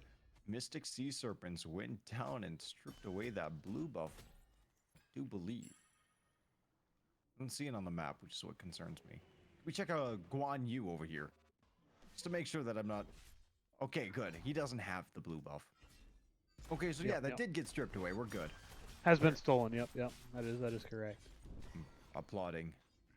My little golf clap for you, Mystic Sea Serpents. Good job going for that invade, recognizing that the Tsukiyomi was on the opposite end of the map. That should put this Guan Yu into a little bit of a difficult position here in game number 2. But he gets those totems. Could mean nothing. Yeah, totem sustained for that MP5 definitely is a big deal. That, and just helping out the teammates. Everybody likes mana, and Oh, yeah. 25 gold to boot. We take those. Mana's kind of necessary for me to push the buttons, and I like pushing the buttons. You know how it goes. The buttons really help you like do things. That's a big thing. You press the buttons, then they do things, and then you get to kill people. That's how Yes. it goes, right? That's the flow chart. Press buttons, have mana, do things. Have mana, then press buttons. Has to come first. Well, you can press the buttons without mana, but it just doesn't do anything. Yeah, it does. It goes dun dun dun dun dun. That is true. That is true. It does say, "Hey, stupid! Hey, stupid!" Stop it. Here comes that Fear No Evil over onto the Thor in the Soul Lane. Does not have beads available. Has the teleport instead. Not going to be able to get the kill, but you know who will? Fried Ice Cream over in the middle lane. Knocking down Godzilla. Frostus Janus putting one up on the board for the Mystic Sea Serpents already. Yeah, Mystic Sea Serpent's already, back to even, even after a quick 3 kills from Ice Samurai, able to, put it back to neutral pretty quickly. The unfortunate part is with this Hunbots going into that stacking item, you're really asking yourself, do I want my power spike now or do I want it later? And with the lead that I have, I'm looking at doing it a little bit later, getting this trans online. Thorald a little off the mark over here in the solo lane, but you know who's wasn't? That Tsukiyomi lands every single shot, is able to close out the kill, but falls to the tower in the trade. But look who's lurking nearby, blinking from the Hunbot, seeing if he could lock down the Thor, unable to get the teleport. The hammer's good to get him out. No way does that Thor get away with that one. He does not. Ice Samurai ends up picking up the 4th kill on this Hunbot, and now looking for the invade himself. That's just a tough one, Pity misses a couple abilities, misses the ult, and Mia has to pay for the Guan Yu kill with their life. It's Stone of Binding on the Guan Yu. Did you see that one coming? It's what I expected it to be, but it's not what I wanted it to be. I don't think anything in that tree is what I want to see in the first slot. Yeah. Maybe Abyssal Stone just to counter out the bauble. God, please no. combat Oh, combat items with bad oh. items. You did not just bring that name in this house. In I this said house, so we Abyssal hate Stone. on it. Oh man, yep, somebody's gonna win this one. Alright, look at the smack war going down. It's T-Pity versus Izakor. Guan Yu versus Thor. It looks like Izakor ended up taking a step back, giving that one up, and no hammer available. T-Pity now in a dangerous spot. Wall off the mark, but look who's nearby again. It's Ice Samurai. Doesn't matter, though, because the archers end up putting that one away, finishing off T-Pity, sending him to the gray screen. Take that scepter with you. Get it out of here. Yeah. just not gonna be able to live on that one. And it's his fourth trip to the gray screen. You know, he must be a frequent flyer. Got some travel miles for Get that some one. points added up, man. You know, Mm-hmm. you might get a free trip back soon then. To the That is usually how it works. You know, the more you die, the easier it is to kill you. Do you think he's gonna need a reminder of that in about 45 seconds on his blue buff timer? I could picture that pretty well. Yeah. Look at the blue buff. Go try to fight it, and there's just Ice Samurai. You know, waiting in the darkness. Gee, pity you sit tight. There's a certain monkey who might be lurking nearby very, very soon, and be careful if I were you. Maybe get some wards down, because let me tell you, you've been getting ganked on repeat. No ward vision over on that side of the map as of yet. The monkey himself lurking over on the duo side instead. I guess he's decided, I've pressured over there enough. That Thor ain't got nothing. You know who does though? Orion Pax over here. Lurking out, going for that shield buff. That monkey's fear no evil is good, but the beads and the dash away is even better. Making it back to his tower line, unable to find the mark with the Desert Fury. The X-Ball is safe. He lives to fight another day. And you know what else is looking pretty safe? The Kukulkan in mid. And maybe next up, the blue buff of the Mystic Sea Serpents. It looks like Mystic Sea Serpents are at least going to be able to secure out that blue buff. It's a shame they can't quite put down Godzilla Frost on that Cuckoo. Through space and time hits him, but just not quite enough damage yet. Not enough damage. The minions lurking around like a bunch of mobile wards. The blue buff is already down. You're dragging your solo laner's wave with you. We know where you're going, hunting bots. But that's okay. Portal down, securing the mids as best as they can. Mystic Sea Serpents taking away as much neutral farm as they are able to. 5-2 here, approaching the 10-minute mark. And we got a very steady, almost 1,000 gold lead going in the favor of the Vibe Tribe. Yeah, Vibe Tribe definitely, started to get back on the accelerator. You know, we saw that, drop down to like 200-300 and already back to expanding on it. And that's what we want to see. Just able to, keep that gas on, keep saying, no, we're going to get our pick here, going to get a little bit of an invade going on, and just keep putting up a little bit more gold until they have enough of a lead to go for these objectives. So, one thing I do find kind of interesting is these ADC builds being so very different. You got the Cowl into the depots for the Honor, and then you have the Death Stole into the Trans over on this X-Ball. And you would kind of think sometimes it would be the opposite, actually. What are your thoughts? It's certainly interesting. I don't hate Destal on Chivlanke. Help him deal with the mana he needs from his branching bolas. And it looks like TPG's dead again. Not even close. No, the monkey bounce off the bastion. Oh! Monkey First off, bounce. I was like, you called that way too soon. There's no, and then I was like, yeah, see, he's out. Oh, The monkey bounce went so far. I didn't think it had the range. beads aren't gonna stop you from Tsukiyomi damage. All four of those strikes end up landing on her. Stop you. Sent on back. No beads available now for the Lion. Gonna have to worry about his own life coming up very soon in the next engagement. Speaking of worrying about their own life, you know who isn't too worried? Orion Pax over here ends up taking down that tier 1 tower. 11 minutes into game number 1, doing his best to dash away now. Beacon's going to be soon despawning. How much are they going to recommit? How much are they going to commit over here into the... What? Oh, Giannis portal. Okay. Yeah. That caught me off guard so hard. Yeah, I had to process that one. I had to, They switched places. Yeah, I was looking at him. He goes through the Giannis portal, and then there's another person right there, and I'm like, what just happened? I just It saw was the it was a HP Giannis bar. ult. They just pressed the same button. Okay. They went through at the same time. I was just watching the HP bars, and I just saw it go from like low to full, and Yeah. I was like, what? It was jarring. It was really jarring. Okay. Oh, Samurai, what are you doing behind that tier 1? Oh, you're taking the red buff. Okay. All right. Orion Pax ends up falling. Never Whoa. punished. Eyes Samurai soon gonna make his way on out of there, securing their farm. Back to net neutral here in game number 2. Not a whole lot to give, not a whole lot to say, not a whole lot going on. There's a Hunbots who's got a I love 6. spectator quiet. And no, The backwards kills drifting Charon straight. dash.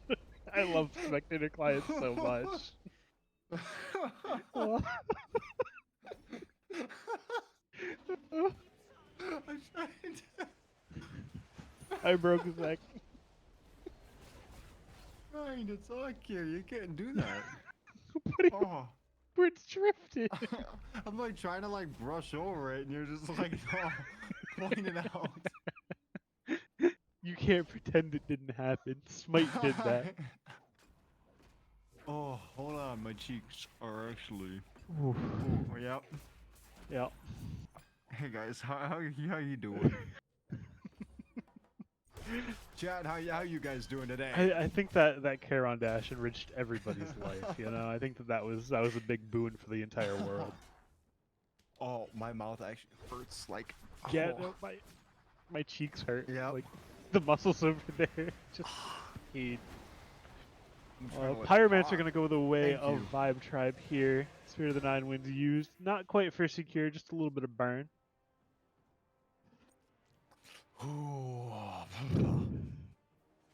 Okay. Now, we're back in action. Tier 1 tower down in mid. Tier 1 tower in the dual lane soon to follow. A little bit of a 1v1 skirmish going on over here by the blue buff of the Mystical Sea Serpents. I fear no evil used to misdirect the Tsukiyomi, but he's in a little bit of danger. Guan Yu charging in, seeing what he can get. Thor up in the air. Let's see if T-Pity ends up landing. He does land, but he lands on a whole lot of nothing. Back over there, maybe the Guan Yu. This Janice, though, look for a little bit of something. Fried ice cream, seeing if he can chase down the monkey. See if he can find the kill. Unable to do so. He has the backup of his Kukulkan there for him. Skirmish still going on over in the solo lane. And nothing to amount for it. Nobody died. Nobody dies, you know, but Mystic Sea Serpent's able to secure their own blue buff. That's a big one. You know, they've been struggling to do that recently.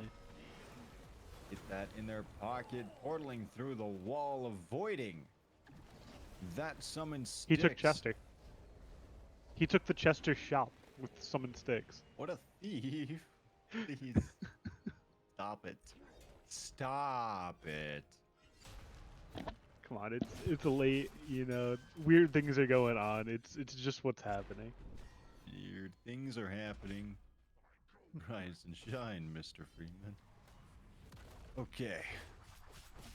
So, if I'm Vibe Tribe, what are we thinking at this point in the game, Ruler? Go. We need to figure out where we can go to really push this lead, you know. Are we going to be able to get a pick in the duo lane, you know? Grab that and look for a Gold Fury. Are we going to have another boxing match on top of the this is not, oh god, I can't even think of the name. Scepter. Both Scepter, horrifics yeah. end up Indra getting Scepter. popped. The dash comes Pity through. got it. Unfortunately, Thor can just kind of Pity- stand Pity there and wins. has every Yeah. ability. Thor has just every ability at his disposal. Meanwhile, the only thing Guan Yu can do is heal and hit him with the 3. And that's Yeah, about can't it. dash through him. Can't Yeah, dash no, through you him. dash to him and you see what happens right there. He ends up losing the thing as a whole. Now, over here in the dual lane, the Desert Fury's good this time. It does end up connecting. Stop You ends up picking up the kill over onto Orion Pax and sending him on down. Mr. Pax, come on down to the gray screen. 2 deaths now for the X-Ball. It's 8-4 here in game number 2 with only a 2k gold lead in favor of the Vibe Tribe. But soon to be extended as the Gold Fury is getting looked at. They don't have anything to secure, but I don't think they need to worry about it. Nobody from Yeah. the Mystic Sea Serpents is any wiser. No, not going to be able to do anything there, and that's going to push them into a 2,500 or so gold lead. And how do we feel about the amount of stacking we have on the Sea Serpents? You know, I'm personally not a fan. You know, you have Yamoja double stacking. She can get away with that, but Shimalanke double stacking, I don't approve. You know, got the X-Ball double stacking. I've got Soul Eater on the Thor right now. I could just, yeah, Yeah. yeah. Yeah. I'm not a fan of either of those things, but I agree. I guess I can't say it's working for them because, well, T Pity's 1 in 5 over there. Not to be Yo, but that he did get the guy, solo but kill. that is true. He is kind of at the point where he's doing something, so that's pretty good.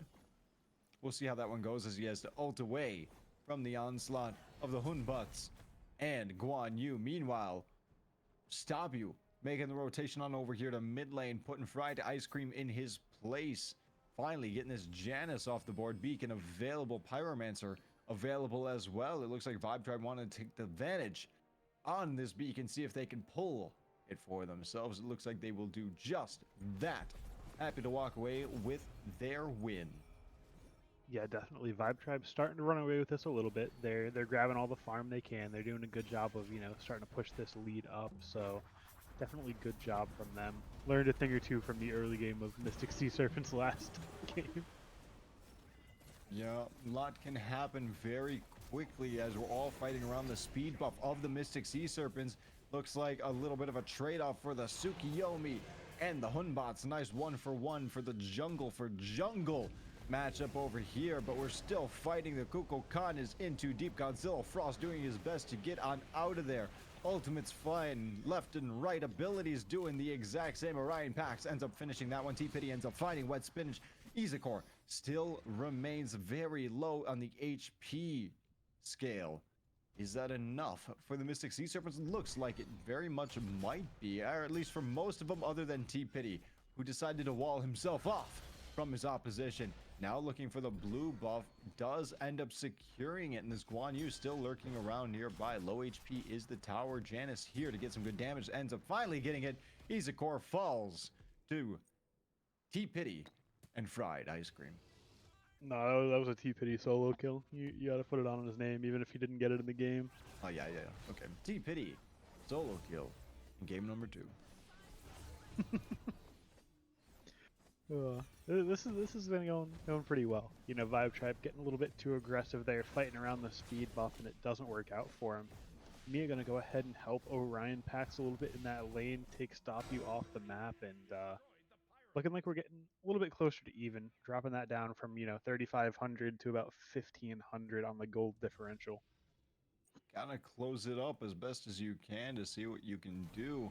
Got a long game ahead of us. A lot of towers very healthy still remaining. 20 minutes here in game number 2. And like you said, only about a 1,500 gold difference, if that, between these two teams. It looks like we're only sitting at about 1,000 gold difference. Gold Fury, Oni Fury at that, soon to respawn. Yeah, and that should be the next focal point for these two teams. I mean, unless it's just the brawl in solo lane. I could see that. Gotta send Godzilla Frost over here to teach T-Petty a lesson. You gotta, just let him know that he's not safe anywhere he goes. With these global ultimates too, you gotta keep him down on your own terms. All right. Do we have enough bubbles being built? Is there enough? 1, 2, 3. 3. Okay. It is a fun item. I'll give it that. It He it went is back really in. fun right now. I just don't know if it's the right play. As T-Pity ults back in on top of Godzilla Frost, and you're not playing Jungle Thor, buddy. You don't have the burst damage for that. No way. He just did that, right? Like, there's overestimating and underestimating, and then I You feel have like, Soul Eater for damage, buddy. You're not that Right. guy. I'm trying to put this one together. Cold Fury going down, going in favor of the Mystic Sea Serpents, but the Vibe Tribe are here looking for a good fight, and they are getting one exactly. Very nice, picking up 2 for themselves here on the Fried and Savashine. Now, with a minion wave approaching here in the middle lane, will they look at this middle tier 2 tower? I think they easily could. They do have a bomb in pocket if they want to get a little bit more. Also, I feel like the death timers for the Mystic Sea Serpents are a little bit too much. Maybe, maybe not, as they now got another pick over under Orion Pax. Yeah, it just seems like Vibe Tribe is just a step ahead on these fights, you know. Sea Serpent's not doing a bad job of, playing the map, getting what they need to done. Great impale there. Saves a lot of damage from Izakor. Still going to unfortunately get tagged by just the absolute tip of that piercing moonlight going to fall to, I don't know, Mia. 14 to 11, 23 minutes in, a little bit of a gold shift. Now back in favor of Vibe Tribe. Looks like they're happy taking it away little by little, but if we know anything about these two teams so far, it's going to come down to these later Fire Giant fights. Teams already starting to posture in that direction. Just keep an eye on the objective, make sure nothing happens as players start ticking over to level 20. We're going to start seeing these starter items get upgraded, and that's where things change. That's where we start seeing that Fire Giant dance grouping happening. Yeah, definitely, you know, is going to be tough for either of these teams to end. They do struggle with their late game calls. T50 getting a little bit big for his britches, thinking maybe that tower can go down, but looks like it will not be the case. Just barely gets out of that Spirit of the Nine wins, but Vibe Tribe is here and they mean business. Doing the best that they can hold, and now this beacon is just going back and forth, but it looks like Vibe Tribe kind of have the man advantage here as that through space and time comes ripping through, hitting a little bit for some poke damage, but that is about it. It does go the way of Vibe Tribe picking up that beacon for themselves, dealing some damage across the map to those towers. Yeah, that does add up. We do see all but one tower knocked off the map on the Mystic Sea Serpent side, and gets pretty scary pretty soon. Vibe Tribe also going to go ahead and knock down this Pyromancer, or at least try to. Pity is in the area. Don't know if he's going to be able to get there in time to go ahead and steal that. Nope. Vibe Tribe taking that one away from themselves. A little bit like gold in their pocket. Help them set up for this Fire Giant as we're coming up on 25 minutes. Looking really great from these two teams, but I'm just hoping that everybody kind of just cools their jets, gets proper ward vision and looks to do some proper heat checks here and use this lead. Vibe Tribe need to utilize this lead before the Mystic Sea Serpents can catch back up. And that's going to be crucial. Yeah, you know what I'm waiting for? Hmm. Wet Spinach to upgrade is starting. I'm going to say that or a fifth bobble. Fourth bobble at Oh, this I, time. I I really feel like that's a bubble uncair on next item. God. What's he at right now? He's at 30, He's at 40. 40%. God, it's going to be. Oh, I'm prepared. I'll say I'm prepared for that one. Well, I don't know. MIA diving into the Phoenix to get the kill. Ends up losing their life as well. A little bit of a 1-for-2 trade over there around the middle Phoenix of the Vibe Tribe of all places. Yeah, I mean, at least, he takes out the biggest priority target, trades himself out for stop you, so not too bad of a trade there, in my opinion. Going to make them struggle a little bit more to do this Primal Fury, but going to go down pretty quickly regardless, as we see a little bit of a switcheroo saying, okay, you guys want Gold Fury? That's cool, we'll take the Fire Giant. Mystic Sea Serpents taking advantage of that opportunity, and I don't think the Vibe Tribe have any idea about it. They have the vision to know where the members of the Vibe Tribe are, but this Fire Giant's not going down quickly. Now getting it down to about half HP, getting it down to a quarter. Now finally, some members of Vibe Tribe are coming on in. The walls are up. Vibe Tribe steal it away, though. They say thank you for dealing all the damage for us. Does any punishment end up coming through? I don't think it will. Not enough damage on this. Thor walks back into the damage dealers, though, of the Mystic Sea Serpents. Thor goes up looking for that Anvil of Dawn, seeing if he could connect. Might end up having to fall back. Does do just that. Now, Vibe Tribe with the Fire Giant around 5 members of themselves. With this lead, 8K now. It has shot up drastically in the past couple minutes. Yeah, just continuing to shoot up, Vibe Tribe. Thankfully able to steal that away, get themselves a little bit of something. Why are we cuckoo walking through the wall? You miss all the shots you don't take? I don't know. He saw something, whether it be in the past or the future. There was something there. Okay. Could have been a different game. Maybe it was a warning shot, Yeah. if you get in front of me again, I will press that 4 button, you know? You just be aware. This is what it looks like. You won't be able to see it when it gray screens you, but Hmm. probably the most miserable feeling being an assassin, getting right on top of a Kukulkan as they're like firing it, and you're like, You're well, behind them too. And yeah. the hitbox just hits behind him and you're like, "Why?" And there's You're just like mad. thank you, yeah. It's so irritating. You're like, "Oh, I got this cuckoo, no problem. I'm behind him." The ult comes out, it does, 1800 damage to you and then he just turns around and hits you with a Sneeze, zephyr. Polly. Yeah. Sneeze, Every time. ult sneeze. And you're just like, "Man, are you kidding me?" Much stronger push coming out so far from the Vibe Tribe. Much more confident push, I would say. Using the shell right there, a little bit defensively, expecting further poke to come in from the Mystic Sea Serpents. They do still have ultimates available, and they are very healthy. Now dashing on in is Izakor, looking for a little bit of poke damage. That River's Rebuke separating this fight. Up goes the Summon Sticks. Mia ends up finding Stop You, though. And here comes that Spirit of the Nine Winds. Godzilla Frost ends up finding Mia in return. 1-for-1 so far in this fight. Make that a 1-for-2. As Samurai ends up finding Orion Packs. A lot of low HP bars across the board on both of these teams. Lurking around is Fried Ice Cream on this Janice. Again, very low on the HP. But guess what happened? There's no ADC for the Vibe Tribe. We saw this happen in game number 2, where it just felt like one team was just focusing down their ADC, and it was Vibe Tribe focusing down Mystic Sea Serpent's ADC and making sure that they couldn't play the game. And now it feels like it's on the other foot. The shoe, that is. The shoe's on the other foot. Oh.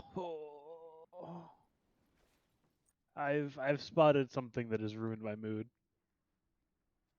Um, no second relic on the Hunbots at level No. 20. Okay, that gets me. That's a good one, but that's not the one that I was looking at. This is Did a you say Where's a third Waldo? bauble for There it Mystic is. Sea It's on Serpent? Janice. Let's go. Oh. Okay, It's a fun new item, but you don't have to build it on every god in every situation. we're gonna be doing a Smite bingo card, and it's gonna be 5 baubles built in one game. I feel like we're going for 6. I feel like Wet Spinach is It's gonna going kind to of be pick that one 6. up in Oh the yeah. last item. No, I No, he's a hero. but He he still reached. can't upgrade his starter, but oh, he did. He got them both. Oh, only took him to level 20 to upgrade it. Bless his heart. Kick him out of the league. No bauble. No bauble. How dare you? I don't. Maybe it's Giannis Griffin Wings, you know? Oh yeah. I think Okay. that's way worse, but like it could happen. Can he even build that? Yeah. Interesting. Anybody with ranged autos can build Griffin Wings. That's fair. Through space and time, ripping through. Mia ends up falling, and now dashing in is Samurai and Izakor as well, looking for a little bit of something, and they're only getting some low HP bars on themselves, and a couple over on the enemy team of the Mystic Sea Serpents. Jump over, impale away. The Vibe Tribe trying to get some pressure over here in the duo lane, seeing if they can find something. But without the Fire Giant around their belt, looks like they're going to end up backing on off and taking the Oni Fury for themselves here. 20, 30, I can read time numbers, 31 minutes into game number 2, and a 9k gold lead in favor of the Vibe Tribe. Yeah, still keeping that lead, but definitely not as big as you might like at this point. Good attempt on the steal, but say goodbye to your life. Come on, he gets punished for this, right? Surely he gets punished for it and doesn't get that hammer out. Wall is good. Stun out the Charon, but he's not the one dealing the majority of the damage. No, it's Izakor who ends up finishing that one off, sending the Thor out to the gray screen, stagger some of these death timers before this enhanced Fire Giant push comes into play.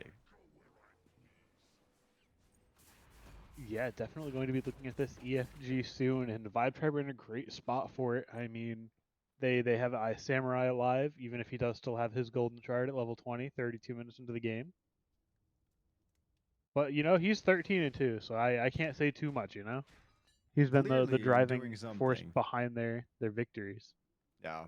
I think the reason he's 13-2 and not 13-0 though, oh bobble. No bauble, no beads. Yeah. It's kind of They a both give you more cooldown. You know, you get that. What is it? Temporal beads gives I you that get little bit of cooldown when you press them. yeah, I get the no bobble thing. Don't worry. I understand completely, but why are we holding on to this golden shard so long to level 20 after level 20? It concerns me a little. He's about to be buying like 503k pods, and he's still got the shard. It's Right. certainly a mystery. And poke damage over here onto the Yamoja. Gonna have to be forced to use the River's Rebuke. Who else also stop you? Ends up getting collapsed on, and Sea Serpents are now on the complete engage. Ryan Pax picking up one for himself. And it looks like they're gonna Oh, be, unfortunately, losing one of their own members. Godzilla Frost killing Orion Pax with that tornado. Just that dot damage lingering for so long, finishing him off. It's gonna be truly unfortunate. Now no ADCs again alive available. We'll see if Enhanced Fire Giant is going to be the play of either of these teams. poor Orion got knocked into the Cuckoo Tornado from the Cuckoo ult. Ouch. Just 100 to death Cuckoo ult into Cuckoo Tornado. Oh man, you hate to see it. And you know why that happened? Why? Little bit further down, Please. Salty. Little bit further down and a little bit to the right. No, one more down. Yeah, teleport. The speeds. That's teleport on I Pax. know, it's teleport on Pax. Maybe if he had an Aegis, he could have lived there. I'm like looking around, I'm like, there's something I'm missing here. It's the teleport. Yeah, it's the teleport, but it did allow him to just now get back to his team as T-Pity ends up falling. Ice Samurai picking that one up, jumping on in though. Stop you on the Tsukiyomi, who's caught way out of position. 1 for 2 now so far in this fight. That through space of time did come ripping through, and finally it feels like Vibe Tribe alive and healthy with their ADC in tow, moving towards the Pyromancer that's already been taken off the map by the Mystic Sea Serpents. Oh, you guys are gonna take the pyro? I guess we'll just take the fire giant. My bad, my bad. Big old Fire Giant getting eyed up by the Vibe Tribe. Knockup after knockup. Who's gonna not eat it one day? We'll find out soon. Here comes the Summon Sticks ripping through. Vibe Tribe end up securing that one. Really great job there. Or a little bit of a coin flip, if I were to say so. Mystic Sea Serpents lurking nearby, unable to take that one away from them. And now, with Enhanced Fire Giant around 4 members, what is the next game plan? If I'm the Vibe Tribe, what are we thinking, Ruler? I'm really looking at that left Phoenix. You know, that's the one that I like to have down. That one really kind of opens up the map. You know, sets you up for the next fire giant when you inevitably need it. And the next Fire Giant. And the And the next next one. Fire And the Giant. next one. And the next Fire Giant. Okay. So they're Okay, gonna okay. go Primal over. Fury into left Phoenix. I like it. I like it. Yeah. They'll get it. Mystic Sea Serpents, though, trying to face check this Primal Fury, might end up costing them their lives. Gonna back on up. They're happy with what information they got, but Vibe Tribe are not happy with the information that was given. Looking to make it a little bit of an engage here, going up into the air, and that envelope Dawn is T-Pity, seeing if he could find anybody. Ends up landing on the back line, is just off the mark with that ultimate available. Now he's going to be in a difficult position, rock in a hard place. T-Pity ends up falling to stop you. And now it looks like Vibe Tribe marching up as 5, extremely healthy, extremely powerful, and a lot of ultimates in pocket, ready to go at a moment's notice, see where they end up pushing in. Yeah, definitely a lot of options for their siege. You know, have the summon sticks. They have the Spirit of the Nine Winds. Samurai's working on getting that Fear No Evil back up as well, and Mid Phoenix is gonna go down without too much fight, and I think that's for the best. I think if Mystic Sea Serpents try to fight for that, they probably lose a member or two, and then it's just an easy end call for Vibe Tribe.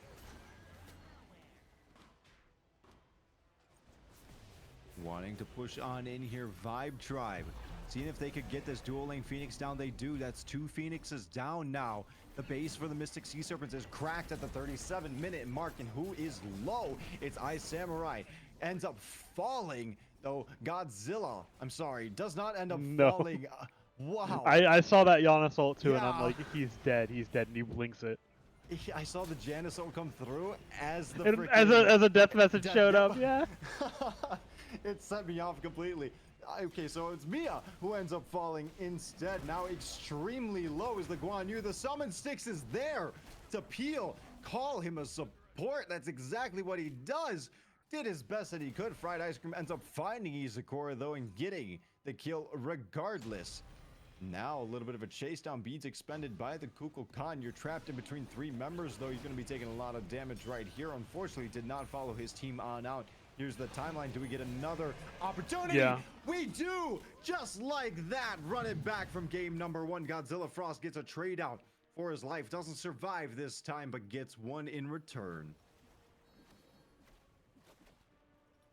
Nerf timeline, man. Nerf time. I hate timeline.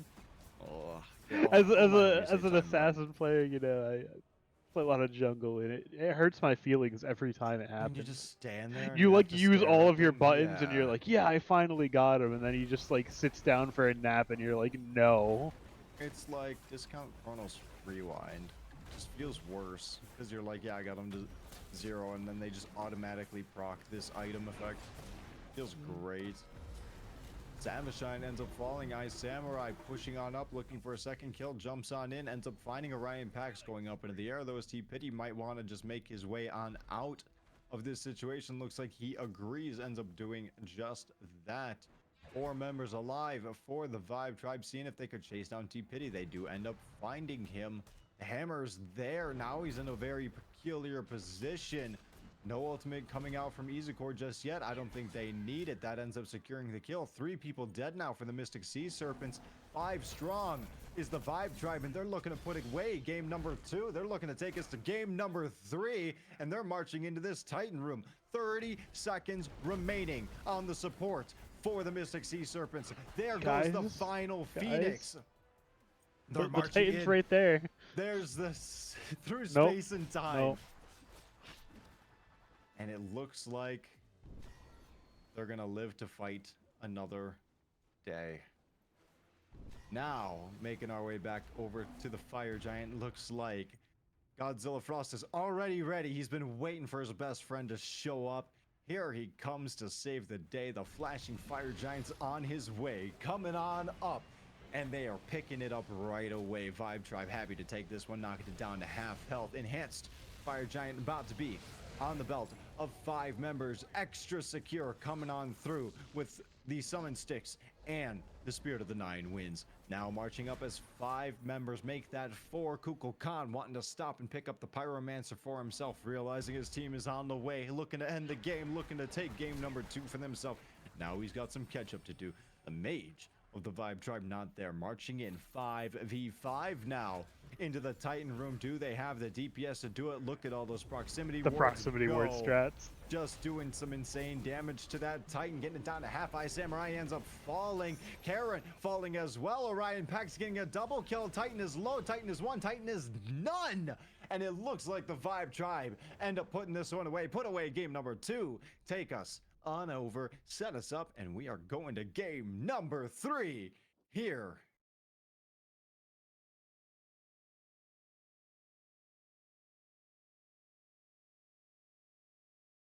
Yeah, just good game from Vibe Tribe there. They got, you know, Samurai his Hunbots, and I think that that's something that teams are going to have to look at banning in the future. I mean, he's been playing it for the last couple of weeks, and I don't think he's had a bad game on it, so might have to change up a little bit in the, you know, picks and bans aspect there. 17 and 4 With on with the a golden Monkey shard for God. like the entire game. Did he sell it at the end? I couldn't tell. Can't remember. Go check our items. He did. will He ya? did. He got Sprue. He got Okay. Sprue. That's right. He used it on Sprute. Pity. That's right. Huh. Wasn't what I expected. And the 6th item CAD. Caduce? Caduceus Club, yeah. Okay. I kept wanting to say shield. Yes, yes. I used to love Like CAD it Shield. I kept used to love coming CAD out Shield of my so mouth, and I'm much. like, "That's wrong." And it's like, "No, it's CADS, but but it's not shield." I'm like, "No, it's." Like my mind was I fighting feel like itself right I feel there. like we could have like a 30-minute conversation on just Oh, old items. CAD Shield, I've been doing that Ancile. constantly. What was the other one? Today, It wasn't Void Shield. What was it? Void Shifter Stone, Shield. Shifter Shield. Ooh, So many who's a good good one? items that got nixed when they got rid of the hybrid items. Talaria boots, I love Talaria boots so Bomba's much. mask, Yeah. zoom in. Okay, game number 2 though, fantastic performance from these two teams. It looks like it felt like in that game it was a little bit more cohesive from the Vibe Tribe, able to come together and realize we have these kind of opportunities, we can push in, we can end, and they finally did it right there at the end. Taking us to game number 3, you got any other thoughts on this matchup, Ruler? Um. No. I think you got just about everything. Vibe Tribe's certainly looking a little, more steady on their feet there. Hopefully, gonna transition to this game 3. They almost win game 1, they win game 2, and now game 3 they win really fast, right? We're going to transition to game 3 in just a few minutes, but we're going to go to a quick intermission. We will see you in Picks and Bans in just a few. Stay tuned.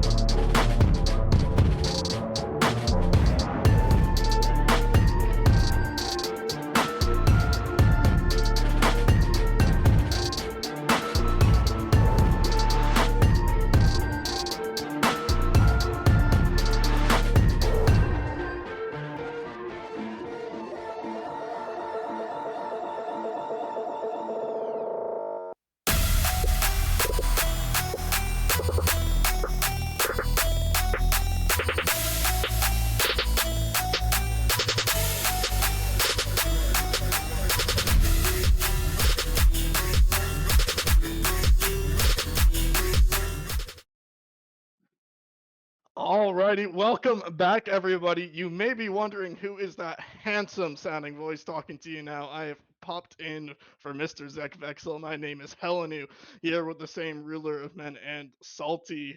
We are here for game 3 of what I heard has been quite an interesting set. Oh, it's been a banger to say the least. Game one, absolute roller coaster, just completely back and forth.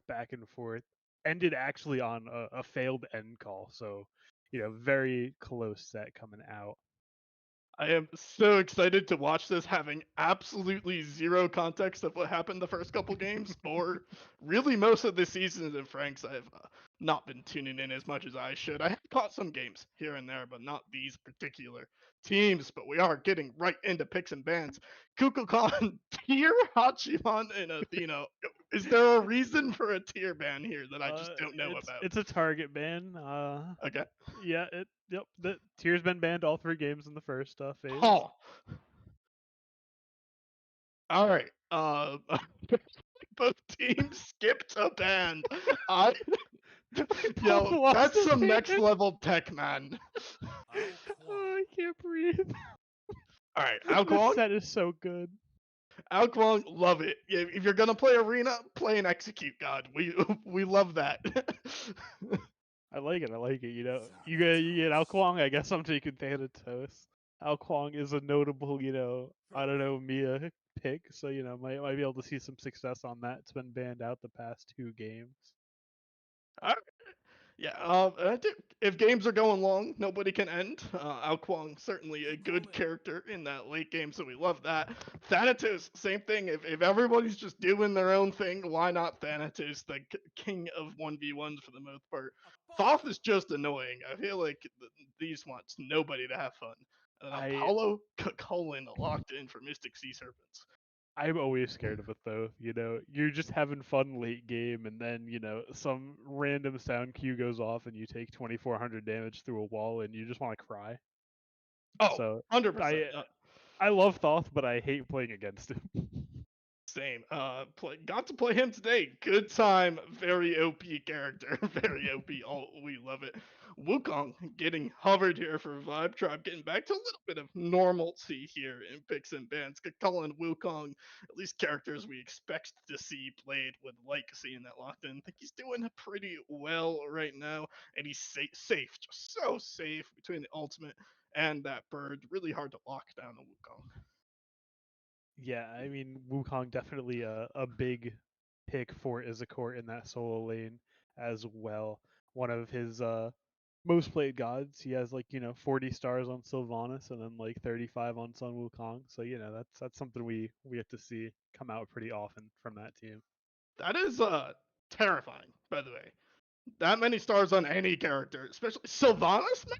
I mean, respect, but It came out last week in solo and it was going absolutely crazy. And it looks like we're gonna have some technical difficulties. So we'll be back in just a couple minutes.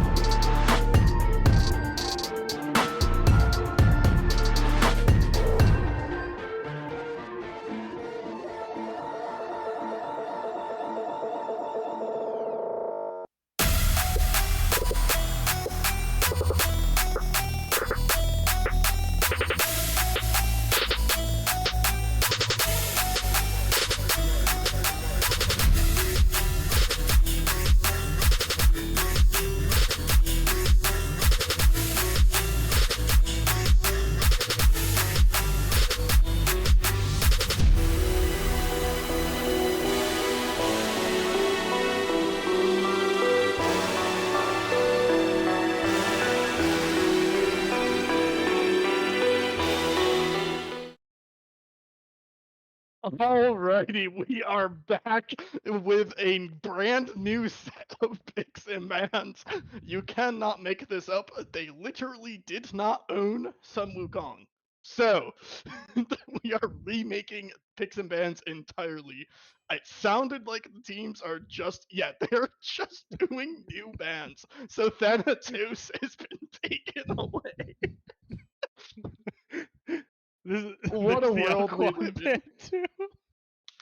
This is perfect. This is great. You know. Oh, we're finally gonna ban the Cuckoo that's been doing a lot of work in the last 2 games. Yep, ban the Hachi. Okay. Cuckoo taken away. Glad to see that. The Hachiman and the Ao Guang, they said, you take away our jungler, we take away your jungler. I mean, those were both banned in every other game, so it makes sense. Do you see the tier get banned? Athena gonna round it out, and okay, And still they gonna take stick out with. the Thoth away too, man. That's just messed up. Oh, you guys wanted Thoth. Hmm. That's so. I would be so angry if I was the mid jungle of Vibe Tribe. The Wukong going to get locked in. This time it actually got locked in. We've done it. Somebody has picked the Somebody that character owns that the god owns has it. locked it. And now we have a Kronos. Again, if the game's going 60 minutes, split push Kronos, OP. That is true. Going to keep scaling, you know. Sometimes you look at a team comp and you're like, they scale. You look at Kronos and like, no, he's the definition of scaling. Absolutely unlimited power. You could say that passive is so much fun. It rarely ever matters, but yeah, it might just matter this game. Charon It could and end up mattering. Charon and Kagolan locked in. Love those. Sad that it's not going to be a Charon mid. Big fan of the boatman in the mid lane, but I guess he's fine in the support as well. And then Ganesha, the ultimate support. We don't know what to play. Play the elephant. Yeah, I mean he's the epitome of support, but as a support player, I don't even touch the god. He's never bad. I mean, his kit is just good. It's just It's just boring. a support kit, yeah. Yeah, Ohm is incredibly good ability. It's just boring. It's just not fun, you know. Alright, When though, I'm thinking personally, of support, I'm like, oh, I'm gonna play Horus, I'm gonna play Sobek, I'm gonna jump on people as Fafnir, I'm gonna get things done. oh, hey Ganesha, you're man, just sitting there like sitting on your hands, like the enemies will come to us eventually. if you get good at Ganeshal, that ability is OP. But more bans coming through. Rama, X-Ball, Hunbats, and on her off the board. All of the hunters banned away, and we still get Ishtar, still a very good hunter available. And now it's what do you play for Mystic Sea Serpents? I mean, really, all of the quote unquote meta hunters have been taken away. So maybe it's Tsukiyomi. I really hope that's ADC. I mean, they did lock the Apollo last game. I mean, that could certainly be Yes. the one that comes out here. Who knows? I mean, who knows what's going on anymore? I have no clue. Tsukiyomi ADC, unironically, not the worst thing you can do, especially with a Charon and a Thoth and a Kagolan. It'd be a lot of dive over there for the Sea Serpents, but more than likely go into the jungle. Good call on the Apollo. We saw that in the first version of this draft gets locked in for reals this time. Yeah, yeah. For all the marbles this time. Bro, I forgot Kuzenbo was still up. Oh no. Kuzenbo But getting hovered. but That they have character, Sun Wukong and Ganesha. they do. Wukong Jungle? It's gotta be, right? No, I mean they can't take Sun Wukong away from Izakor. Okay, Robin gonna get a Robin. pick. Robin Okay, gets okay. locked in. Yeah, I did just realize that Cthulhu, Odin, and Kuzenbo were not picked or banned. And Zing Shed. There's a lot of picks that could have went there. We're not worried about them. No, This we is got Ravana. Walker. You know, you're thinking of like, good, nice, clean, high level smite. No, no, no. We play only comfort down here. Hey, There's no thoughts of meta. there's more teams that should do that in every version of Smite. More people should just play their comfort characters. I'm a big fan. Ravana honestly has very good matchups into everything on Sea Serpents, so I like the pick. I mean, there's one god that I think could have been a little bit better. I was thinking the Oh, there's Fenrir plenty of things that could have been because better. Fenrir just does everything in a half to Thoth.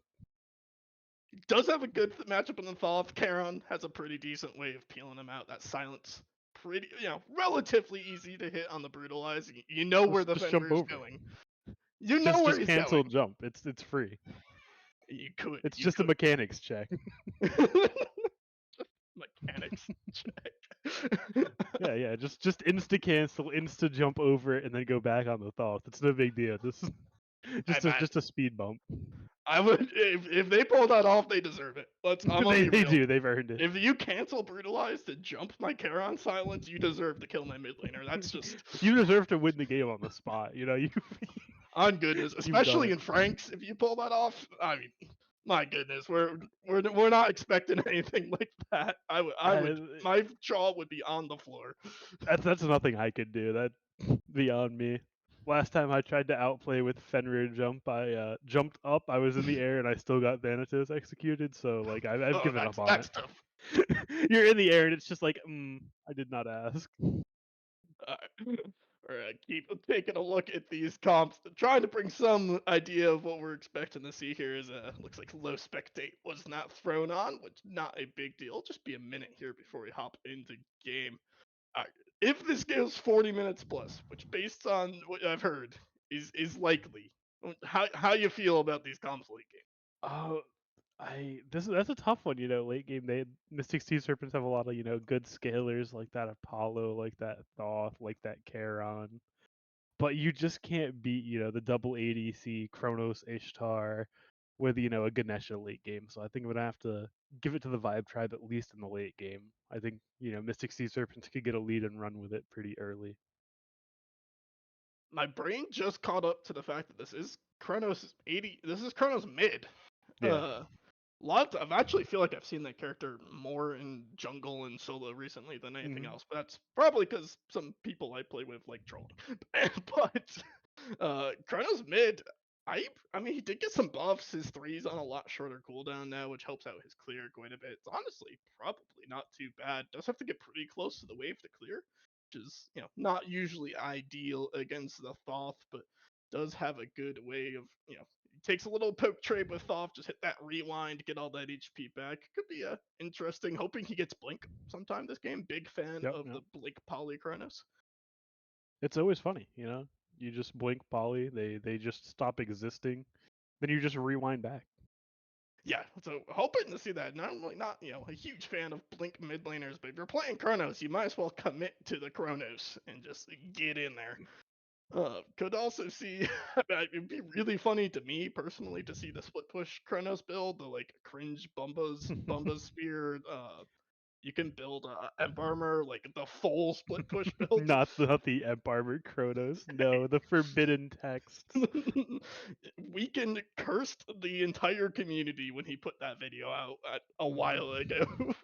You've got like split push Kronos. You've got split push Mercury. Split push Oh yeah, Mercury might be my favorite one. Like split push Mercury is nine just. people out of 10 in the lobby are mad because you're playing split push Oh Mercury. yeah, your team's mad, their team's mad. Nobody wins. You get to teleport too. You really double down. Just You have solo the pyro. You instantly just ult down lane, drop a bomb on a tower. yeah, just absolute scumbag behavior, honestly. But at the same time, we've all done it. Everybody's played it. Like it's a guilty pleasure. It feels good to play knowing that like everybody else is mad and not having a good time. I think that's like what makes it better. Like everybody else is suffering, so this must be good for me. This must be good for me if everyone else is not having fun. Hey, that's the support mindset, isn't it? Of just I'm going to make your game as unfun as humanly possible. The best way to play support, unironically. Mhm. Whether that's completely invalidating a solo laner and a jungler, or just like saying I'm Sobek and I'm going to make sure you can never step foot out of your tower ever. you know. would you like to? Would you like to step out of tower? No, thank you. Just come over here. Sobek was also unbanned this game, unpicked Yeah, unbanned. I think Sobek's one of the best gods in the game right now. But Pretty good. I just think that people are afraid of missing plucks in here. They're gonna be like, oh wow, we're getting casted. They're gonna laugh at us live on No, broadcast. it is a rough character for cast, regardless of skill level. It does look bad when you miss Sobek pluck, and we don't expect anyone to hit everything on the Sobek, but it is one of those characters where you miss the pluck and you just kind of you stand there having a good time. But we have great news, and that the game is finally loading in, so we're gonna hop over to the action and take a quick look at starters and builds across the board. Anything jump out to you, Ruler?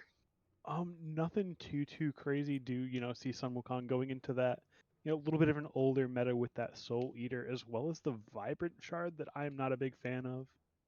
And we see Godzilla Frost keeping up the trend of buying that Aegis first. Let's have the Aegis first. So my concern here for the Chronos, I actually like the Aegis, but does that mean he's not going beads or is he not going blink? He's been picking it up second. I don't think there's a blink in his future, unfortunately. I think he's going to have to dash your dreams against the rocks. That's fine. A little bit safer there. Respect it. The Aegis, honestly, into Thoth and into the Tsukiyomi, I kind of like it. I respect You it. have the rewind for CC immunity too, if you need it. Mm-hmm. Just gotta press it in time. That's the only thing that matters. Yeah, no, we worry about execution later. We think about how it should go on paper, and we worry talk about the theoretics execution here, later. And then they prove us wrong on execution. That is the way. I'm expecting some big plays. I don't care. We expect some quality here. Boatman getting a little poked out over in that duo lane, but so is Ganesha. Both of them. Let's take a look at starters. We got Sentinel and a War Flag, pretty standard over there. See more of the War Flag nowadays than anything else, but Sentinel's never bad. Really, all the support starters. The War Flag, it doesn't fit too well on the Ganesha. You don't mind him getting that Benevolence. You don't mind him getting that Sentinel's Embrace. So definitely don't hate that starter decision there. Absolutely not. Mannequins for both ADCs. All of that pressure. Surprised to see it on Apollo. It is something you see on the Ishtar quite often. Apollo not, traditional mannequins user. He's just not a traditional ADC. Tsukiyomi Hold your a little bit thoughts. tough here. Suki getting caught out. Does have that beats. First relic will save his life there. Thoth dashes away from everything. Nice little beads pull there. Makes Tsukiyomi be a little bit more careful for the rest of this early game. You see Ravana wrapping underneath. Did walk over a ward from Sea Serpent, so they should know he's here and settles for the Naga instead. Yep, a little bit of extra farm. Do believe that the shield buff went the way of the Vibe Tribe as well, so pretty decent lead over there in the duo lane for them. Getting a little bit low here, still has some minions, needs to be a little bit careful. The Tiger Stun is good. Does he have the Cudgel? Doesn't quite have the cooldown, should be up soon. Not soon enough. Kakalin going to live to fight another day. Over in the duo lane, the Boatman getting pumped, getting knocked up there. Some good silences and body blocks, but Karen so tanky in the early game. All of that shielding from his two going to be okay. So some scuffles in the duo lane, but no blood just yet. Yeah, not able to take anything down. I do see a little sneaky Eye Samurai picking up his own teammate's purple buff, and that hurts my feelings if I'm playing ADC. Yeah, I mean, that's just like against jungler etiquette, surely. Mm-hmm. I mean, it depends. If I'm playing ranked, I'm taking it. Yeah, if I'm playing ranked, I need that. I'm scaling. Oh, I'm playing ranked? Oh, all of my jungler's farm is my farm. It's ranked. But... Vice versa. Oh. I'm either getting all of the farm if I'm... Yeah, he did drop it. He did drop it. All right. Spectator just does what it wants to sometimes, and other times it does other things. It makes sense. Yeah, it makes sense in a very high-res way. It makes sense. Hey, it does mean that he's getting that farm. He should be a little bit ahead as a result. Sun Wukong nearly falling down over there, 1 HP. Gonna get back just fine though, and has that teleport to be able to get in. Was able to get his blue buff as well. So was the Cullen. Working on that mystical mail first item. Honestly, love these style of builds from these warriors. We've seen a lot of guardians over that in that lane, but if you are still playing these warriors, mystical mail feels pretty darn good. Should help him box out pretty well into that Wukong until he's got the Soul Eater stacked up. I mean, even then, he should be able to box in pretty well using that barb spear to apply that Oh, the anti-heal. dash in. Soft dashing in. Good rewind. Rewind with a quarter of an HP. The stun is good. Is there any more damage? The Aegis comes out. Can Tsukiyomi find the last bit? He can't. No Jotuns online. No cooldown for the Tsukiyomi. The Aegis comes in clutch there for the Chronos. If he has beads, he's probably dead there. That's a tough one. I think he probably doesn't even need to rewind if he doesn't if he has those beads. He just beads the thaw through and walks away. It's a tough one to call. Tough one to call. But Aegis does save his life there regardless, and he's going into this Doom Orb now. Hopefully, we don't see it upgraded beyond that, at least in the early game. It's just such a big investment, and I think you can do a lot better with that tier 1 spear. Agreed. Love that he is going to Steelmore, or though that item feels very good. Gank attempt onto the Wukong, catches the dash, does not have the ultimate available. Actually, I didn't realize that was used over in this lane. It should just be a matter of time, and it is first blood for IDK on the Tsukiyomi. That name always gets everybody. Yeah, I was gonna try it and I gave up. But I who don't is know, not giving up Is is it the Mia? Who Vibe Tribe. knows? Goodbye, Charon. The ADC will be next. The other war cramming in the duo lane, 2-man rotation. See you later is the duo lane of Mystic Caesar. Yeah, going straight for that. Oh, you got a kill in solo? That's cute. We're gonna get a double kill in duo. Gonna answer back and keep this game nice and even. Couple hundred gold lead. That's pretty much nothing. That's I gotta clear a couple camps. Got a couple cooldowns not quite filled. Exactly, no real lead so far. First blood going over to Mystic Sea Serpents will make sure that they are a little bit ahead despite losing those 2 kills in the duo lane, but relatively even across the board. Thebes done for the Ganesh, yet pathetic for the Charon. Like that decision both ways. Jungler's pretty standard so far. This Ravana has not backed for his first item yet. My man is Just getting his farming. gold. Oh, he's getting his money up. You know, I respect it. He's looking for the whole transcendence. He's looking for transcendence and maybe like tier 1 Hydras or something. He's looking for the big haul. I'm so guilty of that as a mid laner of just overstaying horrendously because why back for T2 when I can back for tier 3 and you just die for it most of the time, but if you don't, it's so worth. I have no health and no mana, and I can barely clear this camp, but like if I do that, I get to get my item. But if I do, I get a tier 2 instead of a tier 1. Surely that's worth. Alting for totems, approved. I love this. Nika has inspired every soul laner to do this. It is absolutely horrible in reality, but it's funny to watch. And so many soul laners have started doing it. I really honestly love the Nika effect on the solo lane. I mean, that was just the world's effect too. Like, if he wasn't, getting those totems in that SPL finals, I don't think they win that game. I think the crowd really, gave them the strength they needed to win there. Absolutely fighting in the mid lane. Tsukiyomi ult used, and nearly every ult used. The wave comes through for some nice peel from Savannah Shine, and all of those ultimates used for nothing. 4 ults used on the side of Mystic Sea Serpents to not find a kill. A big investment. Beads lost for the Tsukiyomi as well. So nice victory there for Vibe Tribe if they're able to do anything with the fact that there's really no ultimates available for Sea Serpents right now. Yeah, exactly. It doesn't matter if they use all their ults if you don't, capitalize on that. So, if you're not going to take a fight afterwards, going to give Mystic Sea Serpents plenty of time to go ahead and get those cooldowns back. So, hopefully see something come out, but not looking too likely. I love this coming out from Fried Ice Cream. You're on my tower line. We're going to take some poke at you. A Thoth player after my own heart. Do love punishing them for standing there a little bit. Tsukiyomi's getting hunted here by the elephant, but Ishtar kind of alone over here. The Ravana shown up as well. Tsukiyomi looking for this 1v1, even though he doesn't have the beads, gets grabbed by the Ganesha, but Ravana losing his health bar very quickly.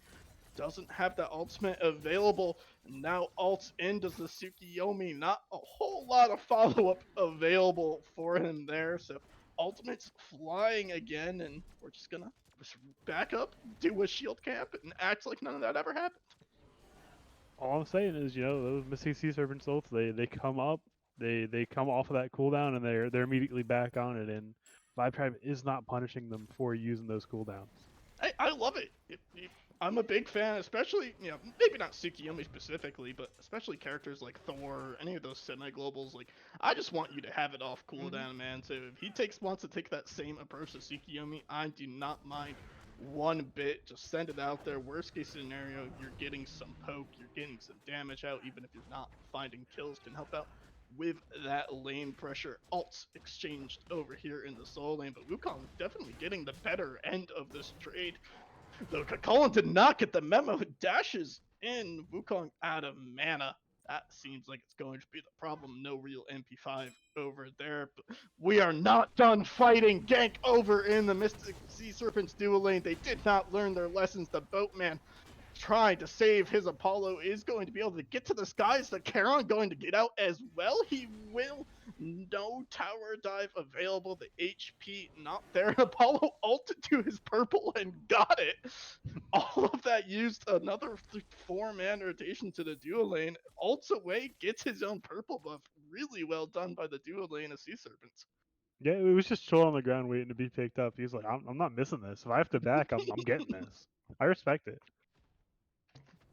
Excellent job there living through that gank attempt. Thoth on the tower line gets his dash forced out. Kronos going for it, has the rewind. Is just going to put some poke into him yet. No significant damage yet, but on the backside, Tsukiyomi does have significant damage. Gets one, can he find the second? Ulting for the Ganesha. Where's the tier 1 tower in mid? It's gone. I didn't even realize. Yeah. No safety. Couple too many for the Ganesh. rotations from Godzilla Frost, going to that duo lane is going to, make his tower die. That is kind of how that works. You walk away from lane, the other guy just like says, you know what, I can auto that down, and does not have a tier 1 to retreat to. Yeah, doing a good job as a Thoth getting that mid tower down early. It does make it very hard to fight in the mid lane, makes it hard to fight for Beacon. Getting that tower is so significant. Was that a proximity Yeah, ward? that was a proximity ward to help a fight. That is correct. That is OP. Cullen into the rage form at the right time. Dashes into tower, maybe not where you want to be with the jungler behind you. Ravana trying to lock him down. He is so tanky though. Is this Cullen? Ultimate is available from Ravana. Slightly off the mark, is it? It does matter. And on the other side of the map, the Gold Fury goes down to the Sea Serpents. That's been a common theme, You see a bunch of focus on Vibe Tribe looking to get this solo lane down, and Mystic Sea Serpent's just like, oh, you're in solo lane? Free Gold Fury. Speaking of free Gold Fury, free beads taken away from the Tsukiyomi. Does get the beacon as a nice compensation prize, but loses his beads out there for his aggression in the mid lane. Taking a look at gold lead up 4K. Are the Mystic Sea Serpents doing a good job? Could be more here. A nice dash in by the Apollo. Can he find the last auto? One more will do it. Ishtar nearly turns it around. But Orion is going to find the solo kill, but here comes the Kronos. Doesn't have blink, so not that scary. Does dodge out the time stomp, going to be able to ult his way all the way back to Fountain. Hey, he gets himself out of there. Would like to point out that, both of these ADCs are subs from different roles. Gotta stop you playing support and Orion playing solo, but both managed to end up subbing for ADC here. That was a very close fight in the duo lane. Can't argue either way.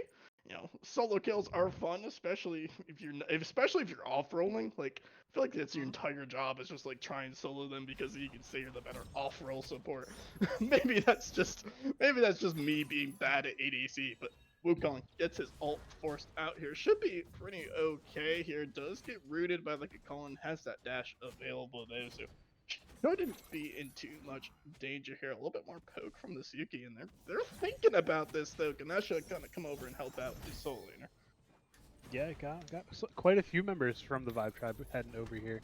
Thornic Pillars are dropped. Karmic Pillars come out. Tsukiyomi starting to get low here. Ults for the immunity. Charon tries to send the wave to help him out. Are they going to be able to catch him? And they will. The kill onto the Tsukiyomi, greeted for those bastions and gets punished for it. Matt, this Kronos is everywhere. He is 3 levels down, but my man is coming to every single team fight, and I respect it. He's putting the work across the map, but maybe he needs to put a little bit more work in this mid lane. Looking at about 3.5 levels down. Yeah, Yeah, 3.5 levels down. He's struggling. He needs some XP. He needs some farm. would He like needs to see. to stop helping other people. Yeah, would like to see the Stoth start to rotate out. He does have such a big lead. I mean, he's 3 levels ahead of nearly everybody on the map except for the solo lane of Vibe Tribe. That Thoth is going to hit like a truck in these team fights. I'd like to see him start to flex that level lead a little bit. Right now, just continuing to poke out in the mid lane. They could get caught out by Rav here. Jeff forces the dash away. Ganesha looks for the silence. No real follow up yet. And a solo kill under the tower. Looks like he dove the tower for it. Ishtar very, very, very low. Used the ultimate there. And looks like that was just enough to keep them alive. Beacon coming in soon here. And the Stoth under some pressure. Pole laners have showed up for funsies. Yeah, he's coming here. He's taking some thought damage. He's probably rethinking some decisions there. Like, why are we all just hanging out at the beacon? It 15 doesn't minutes. spawn It's not for up. like, yeah. I think the beacon is charging message they thought was the 30-second message. That was the 2-minute message. So that beacon is not up anytime soon. But what is up is the blink from the Tsukiyomi. Blinks in. Chrono's going to rewind into the middle of everybody, not where he wants to be. Falls down to the Thoth ultimate. Ganesha could be next year though. Has that dash away. Thoth bait and punish. Not going to be enough. Will he look for it? He thought about it. Not going to send that one off. Decides it's not worth using it on the lowly support. Going to trade it out there though. Soul Lane fight. Not looking too great here for the Kakal, and this Soul Eater from the Wukong is doing a lot in the sustained. That was a Give it up, big man. that was a big one in game 2. Thor versus Guan Yu both just slapping each other around on the scepter. Love to see it. Gold Fury does most of the dirty work for them on the Garon. Ravana cleans it up, and now the Apollo going to be in trouble getting chased out here. But that Thoth damage so much. The root is good. The Mez is better from the Apollo. Does he have a dash? He doesn't. The ult from Ishtar finds one. Final judgment just off the mark for the Thoth, though health bars are pretty low here. Kronos doing his best Thoth impression and split pushing in the mid lane while his opponent made the rotation. Mid tier 1 goes down along with the ADC for Sea Serpents. Yeah, big fight. Still not. We are seeing not oh done. god. My lord, the damage from that Thoth just obliterates the Ravana. And now it's back to Sea Serpents. Oh, never mind. We're not going for the Gold Fury. We are killing this Ishtar. She did get the tower over there, but Cullen has made his way. Age is going to buy a little bit of time, but is it going to be enough beads? We're good. Not good enough. Another kill for the Tsukiyomi. 5-1-1 for the jungler. And now it is finally Gold Fury time where this all started. I just gotta point out how amazing that Aegis was from Ishtar. Oh, beautifully Immunes timed. all of the Thoth damage, immunes the entirety of the Tsukiyomi ult, and it just doesn't matter. The Wukong getting in here, making so much space. The Mystic Sea Serpents are able to confirm that one. Kronos has to rewind out of there.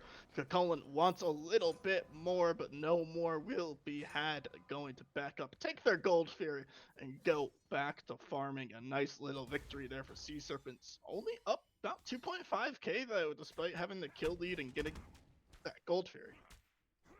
Yeah, they have both of those Gold Furies under their belt. They have, kill lead, but not able to, snowball it as much as they might like to, definitely going to have to see them start to push this lead a little bit more. Looking at 19 minutes, 3,000 gold, not that big of a deal.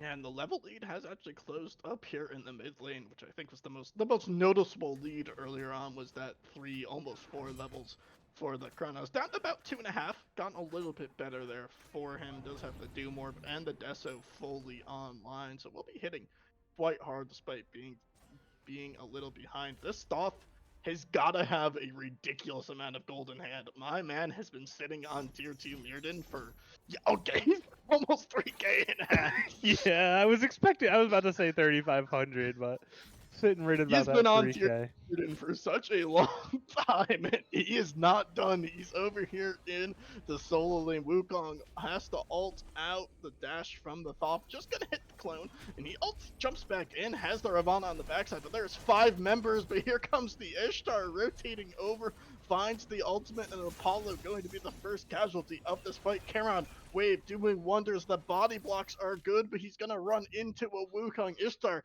punished for their aggression. Now can anybody help out their jungler? They can't. Off body blocking. The Tiger stun from the Wukong. Kronos has joined the fray as well. Rewind at the last second, perfectly timed. There, Fried Ice Cream joins the party on the gray screen. There are 4 members of Vibe Tribe here, and it looks like this is heading towards the Dia side, though the Charon gonna be able to boat his way out.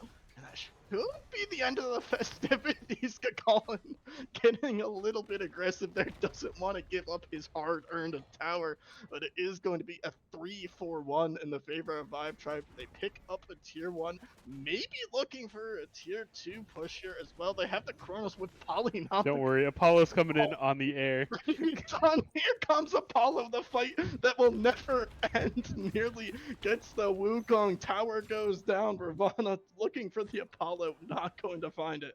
After a solid minute team fight, all things said and done, 3-for-1, 2 towers. What a sequence.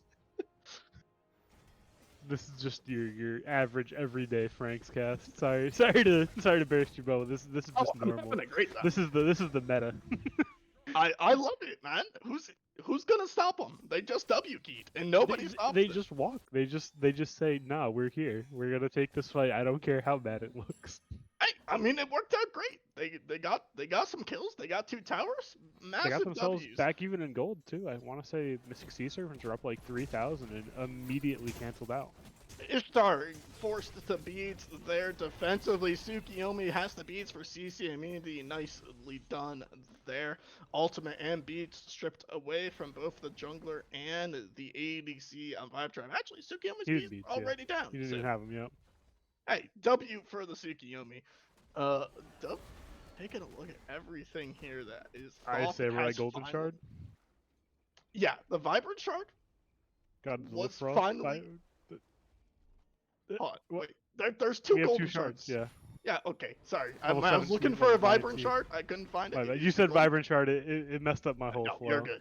My You're good. brain went sideways, upside down. Hey, we mention it and Chrono sells it. My goat does Truly. get the beads there. Love that we finally we got there. It took a little while, but we got there. That's all that matters. Now we just need Ravana. Beats probably gonna be nice for him here. Could even go in Aegis. Honestly, has the immunity in the Ravana's kit. Just a little bit off the mark there is the Tsukiyomi. I like the idea though, looking for some poke onto the Wukong beacon. Has spawned, and it's just as Kakalin here, but look at where the Sea Serpents are. They have 4 members on this Fire Giant. Yeah, looking to knock this down. Putting up the little. Oh, we'll send our solo laner to beacon to distract you, and it's going pretty well for him. This Sea Serpent's going to be able to take this down in just a moment. And there's the moment where where Vibe Tribe realizes they have done a goof. They get the Soul Laner to at least strip Fire Giant off of one person, but dead for 50 seconds. Vibe Tribe does not care that they lost the Fire Giant. Going to get this mid tier 2 that was so low. Blink and stun, not enough to close the gap on to the Thoth. Vibe Tribe thought about that mid Phoenix, maybe holding a little bit of an ambush here. Can't decide where they want to go, There is a 5v4, but it is into 4 members with Fire Giant. Mystic Sea Serpents seem to agree with that. Tsukiyomi and Ravana having a staring contest at the speed buff just lets him walk away. Tsukiyomi just gave up on it. Goes to join the rest of his team. Wukong not taking very much damage at all. Doesn't have that ultimate, but who is taking damage is the boat. The flank from the Ravana is huge. The Ganesh ultimate is looking good. Tsukiyomi ultin doesn't find a whole lot, but does get the kill onto the Ravana. Perishes for it though. Charon running for his life, as is the Thoth. This time it's Kakolin's time for the flank. They'll watch him in the back. Kronos looking for the chase there out onto Apollo. Nicely juked out is the stun.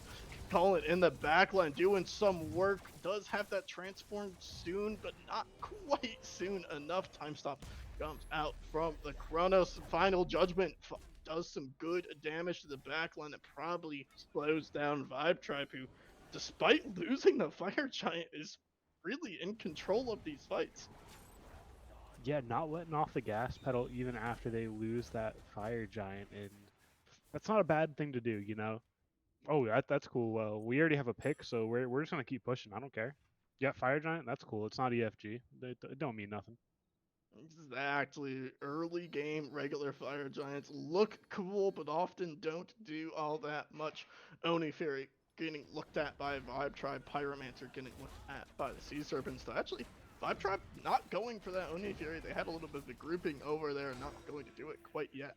Might give the Sea Serpents an opportunity to get over to that Gold Fury, and will do so, as nobody from Vibe Tribe that interested in the Oni Fury at this point. Do love that the Reaver finished off here for the Thoth. Should help him do some damage to that Wukong, who's felt pretty unkillable to this point. Yeah, able to get that Oh, off. Thoth. Ooh, really bad Oh, position here. Good oh, Tiger Stone. buddy. Good dash and beads were taken away. You are not out of the woods yet, Mr. Thoth. The Ravana ult, the Wukong ult, the collapse is great from Vibe Tribe, and they are running for their life. So Tsukiyomi with massive ultimate does so much damage. Dharmic Pillars try to break up the fight. Ishtar raining as much damage as they can. Charon able to limp out the back alongside with the Thoth. And the Tsukiyomi's lurking, wants some more, might be able to kill this Ganesha if he finds them. Apollo is also in the back trying to figure out who's the target here. Ganesha gets poked down to about 5th HP, but now Tsukiyomi in a little bit of danger. Does have the beads, has to use them there for the Kronos. One more auto will do it. Don't think he's gonna catch him. Blinks away for good measure. Apollo running the other way. Aegis is out the backflip, but the Ohm is good. Talked about the boring Ganesha kit, but Ohm right there comes in big, catches the dash off the Apollo. Yeah, able to catch that dash. I think he might have also gotten hit by the Mez from the Ishtar 2. Can't remember the name of it, but I think he did get tapped by 2 of those. So able to knock him off the map, and who knows who's winning at this point? You know, Mystic Sea Serpent's slight gold lead. It's Nobody's winning. Let's be real. I think anybody that's watching is winning. You know, Yeah, this is some peak content. Yeah, the viewers absolutely winning. Us as casters absolutely winning. You know, it's a meme, but it is entertaining Smite for sure. Regardless of it's a little bit chaotic, a little all over the place. It is fun to watch. At the end of the day, a little 2v2 here at the Fire Giant. Colin and Tsukiyomi chase out that Ishtar, was able to sneak a ward onto the Fire Giant though. Now a little staring contest. Everybody misses everything and they just look at Charlie. Oh, let's agree to do this again later, right? Yeah, definitely looking for a little bit of something. Ravana in a little bit of a tough spot here. Piercing Moonlight, unfortunately, off the mark. Tsukiyomi gets in there and does not want to be there. Deleted by the Kronos. Dharmic Pillar is going to nicely separate the fight here. Fried Ice Cream finds the Ravana. In the back is the Wukong with his Kronos. Rewind gets off in time. Going to get a large chunk of that HP back. Ganesha trying to help out his Kronos, who is getting run down by this Colin. The angry man is hunting down the old wizard Wukong, going to be able to zone him away. 2-for-1 though, favoring Mystic Sea Serpents. Both of the carries have survived. Just the jungler taking a spill there. Taking a look at this tier 2, that Thoth is swinging damage onto the Ganesha. Might be able to get this tower down here, and it will finally go down for Mystic Sea Serpents. So, couple kills, plus a beacon, plus a T2. Nice little gold infusion there for the Sea Serpents. Yeah, they heard us talking smack, said, "Oh, it's a close game in gold. Oh, let's drop that back to 3,000 real quick. No big deal.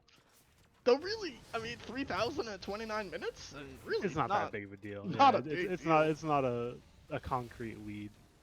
Absolutely. Fire Giant getting pulled here, not quite enhanced, down to about a quarter HP. They do have the Thoth ult available. You see the Chronos wrapping in, going to be closely contested. Sea Serpent's able to confirm it. Do they want the fight after? The Cullen certainly does. Ult a couple, waiting for his team to catch back up. They're desperately trying to. Tsukiyomi thinking about that ultimate. Cullen might have bit off a little bit more. They can shoot Ravana. Ult and Dharmic Pillars, great. They're separating out the Karon. The Mez buys some time.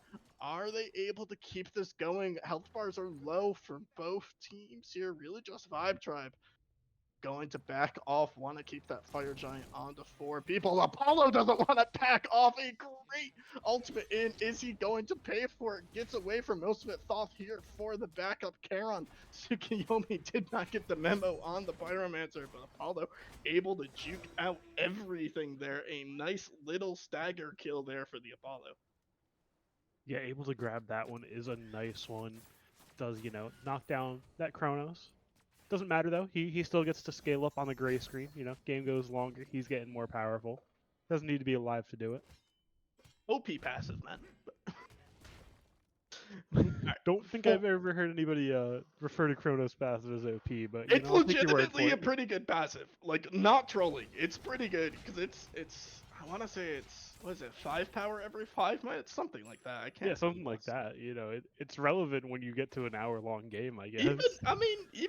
Even right now. So let's say it is 5 gold for or 5 power for every 5 minutes. That's an extra 30 power. That's a tier 1 item.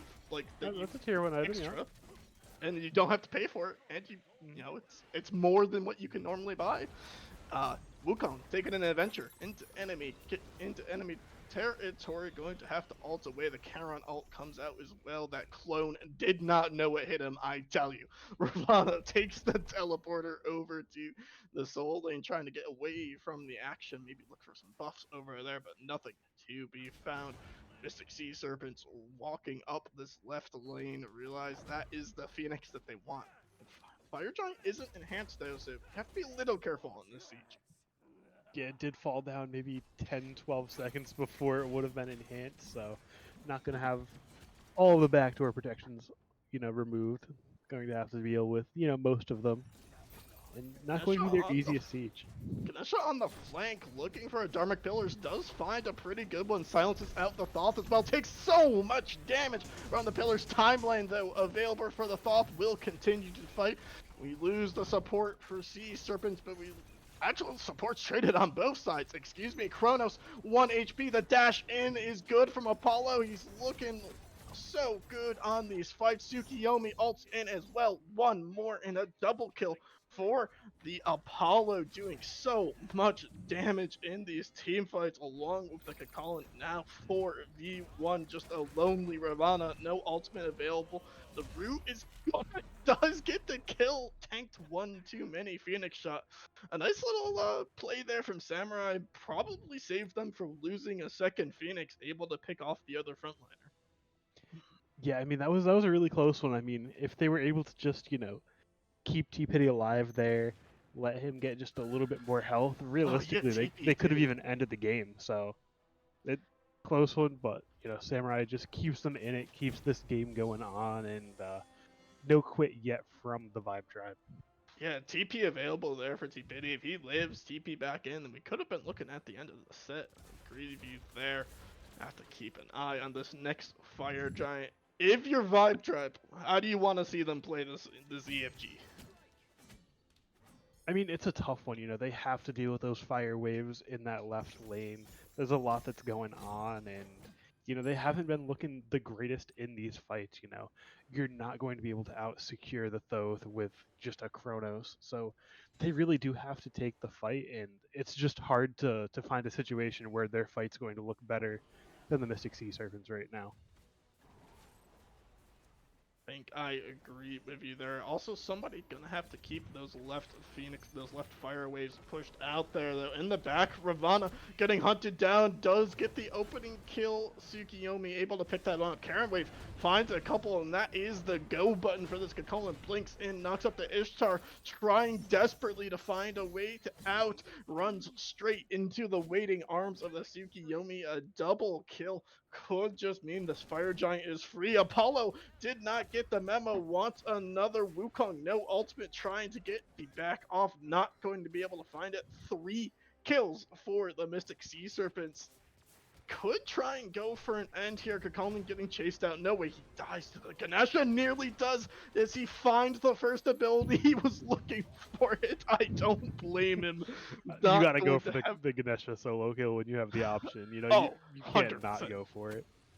Looked like the first ability not quite up there for the Ganesh. Pyromancer goes down. Fire Giant should be next year.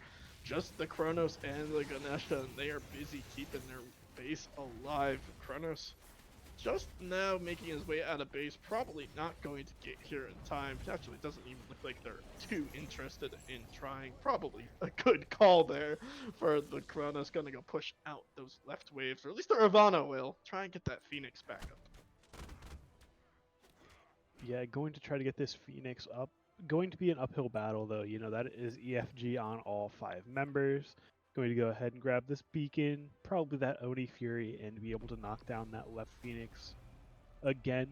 Once they finally group up, and pretty significant gold difference as our wonderful spectator Salty is pointing out.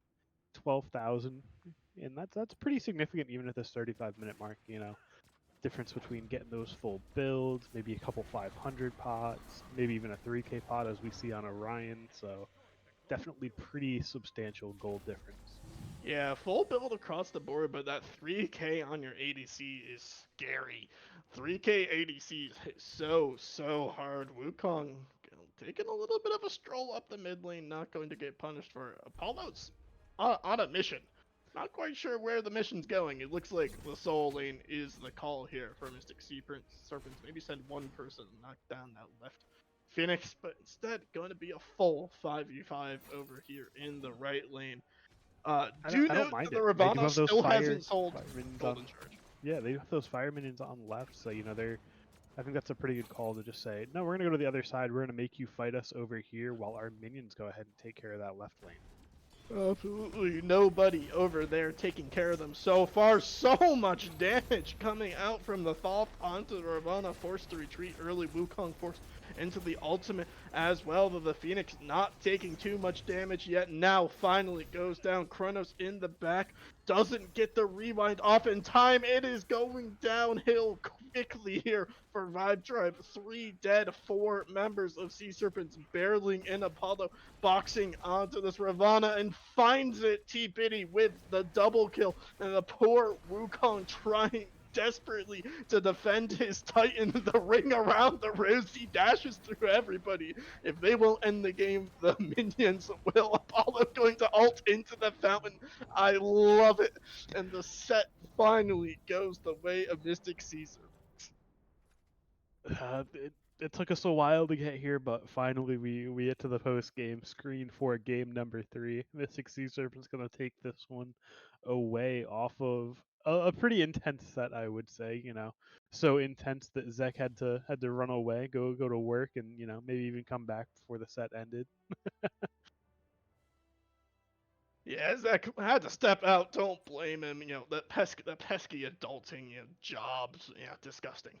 But we're happy to step in here. The Apollo, 41,000 player damage, 30k for nearly everyone else on his team as well. A great performance coming out here. I just want to ask Guy Samurai how the notification. You know how when you don't buy It yourself a hurts relic, my head when I the see it. notification, that not even like anything else, just how does Mhm. the notification not drive you insane? I'm never going to get the answer to this. I don't know why Samurai. I'm never going to find out, but that man has more willpower than I will ever have to I ignore mean, that like notification. sometimes I get it. I'm playing like Arachne jungle or something, having some fun. I want that till I'm like level 15, 16. I get that, but level 20 Robin, I don't know, but that's a tough one. The 60 Serpents though taking home the dub, and ah, I think that might actually shoot them up quite a bit on the standings here. Might get them out of the gauntlet. However, been a fun set. Yeah, avoiding that gauntlet would be a nice look here for them. But as said, I think that's going to wrap it up here for us. We thank you for tuning in on this lovely Sunday evening. I have been Helenu here with Ruler of Men and Salty, and we'll see you guys next week.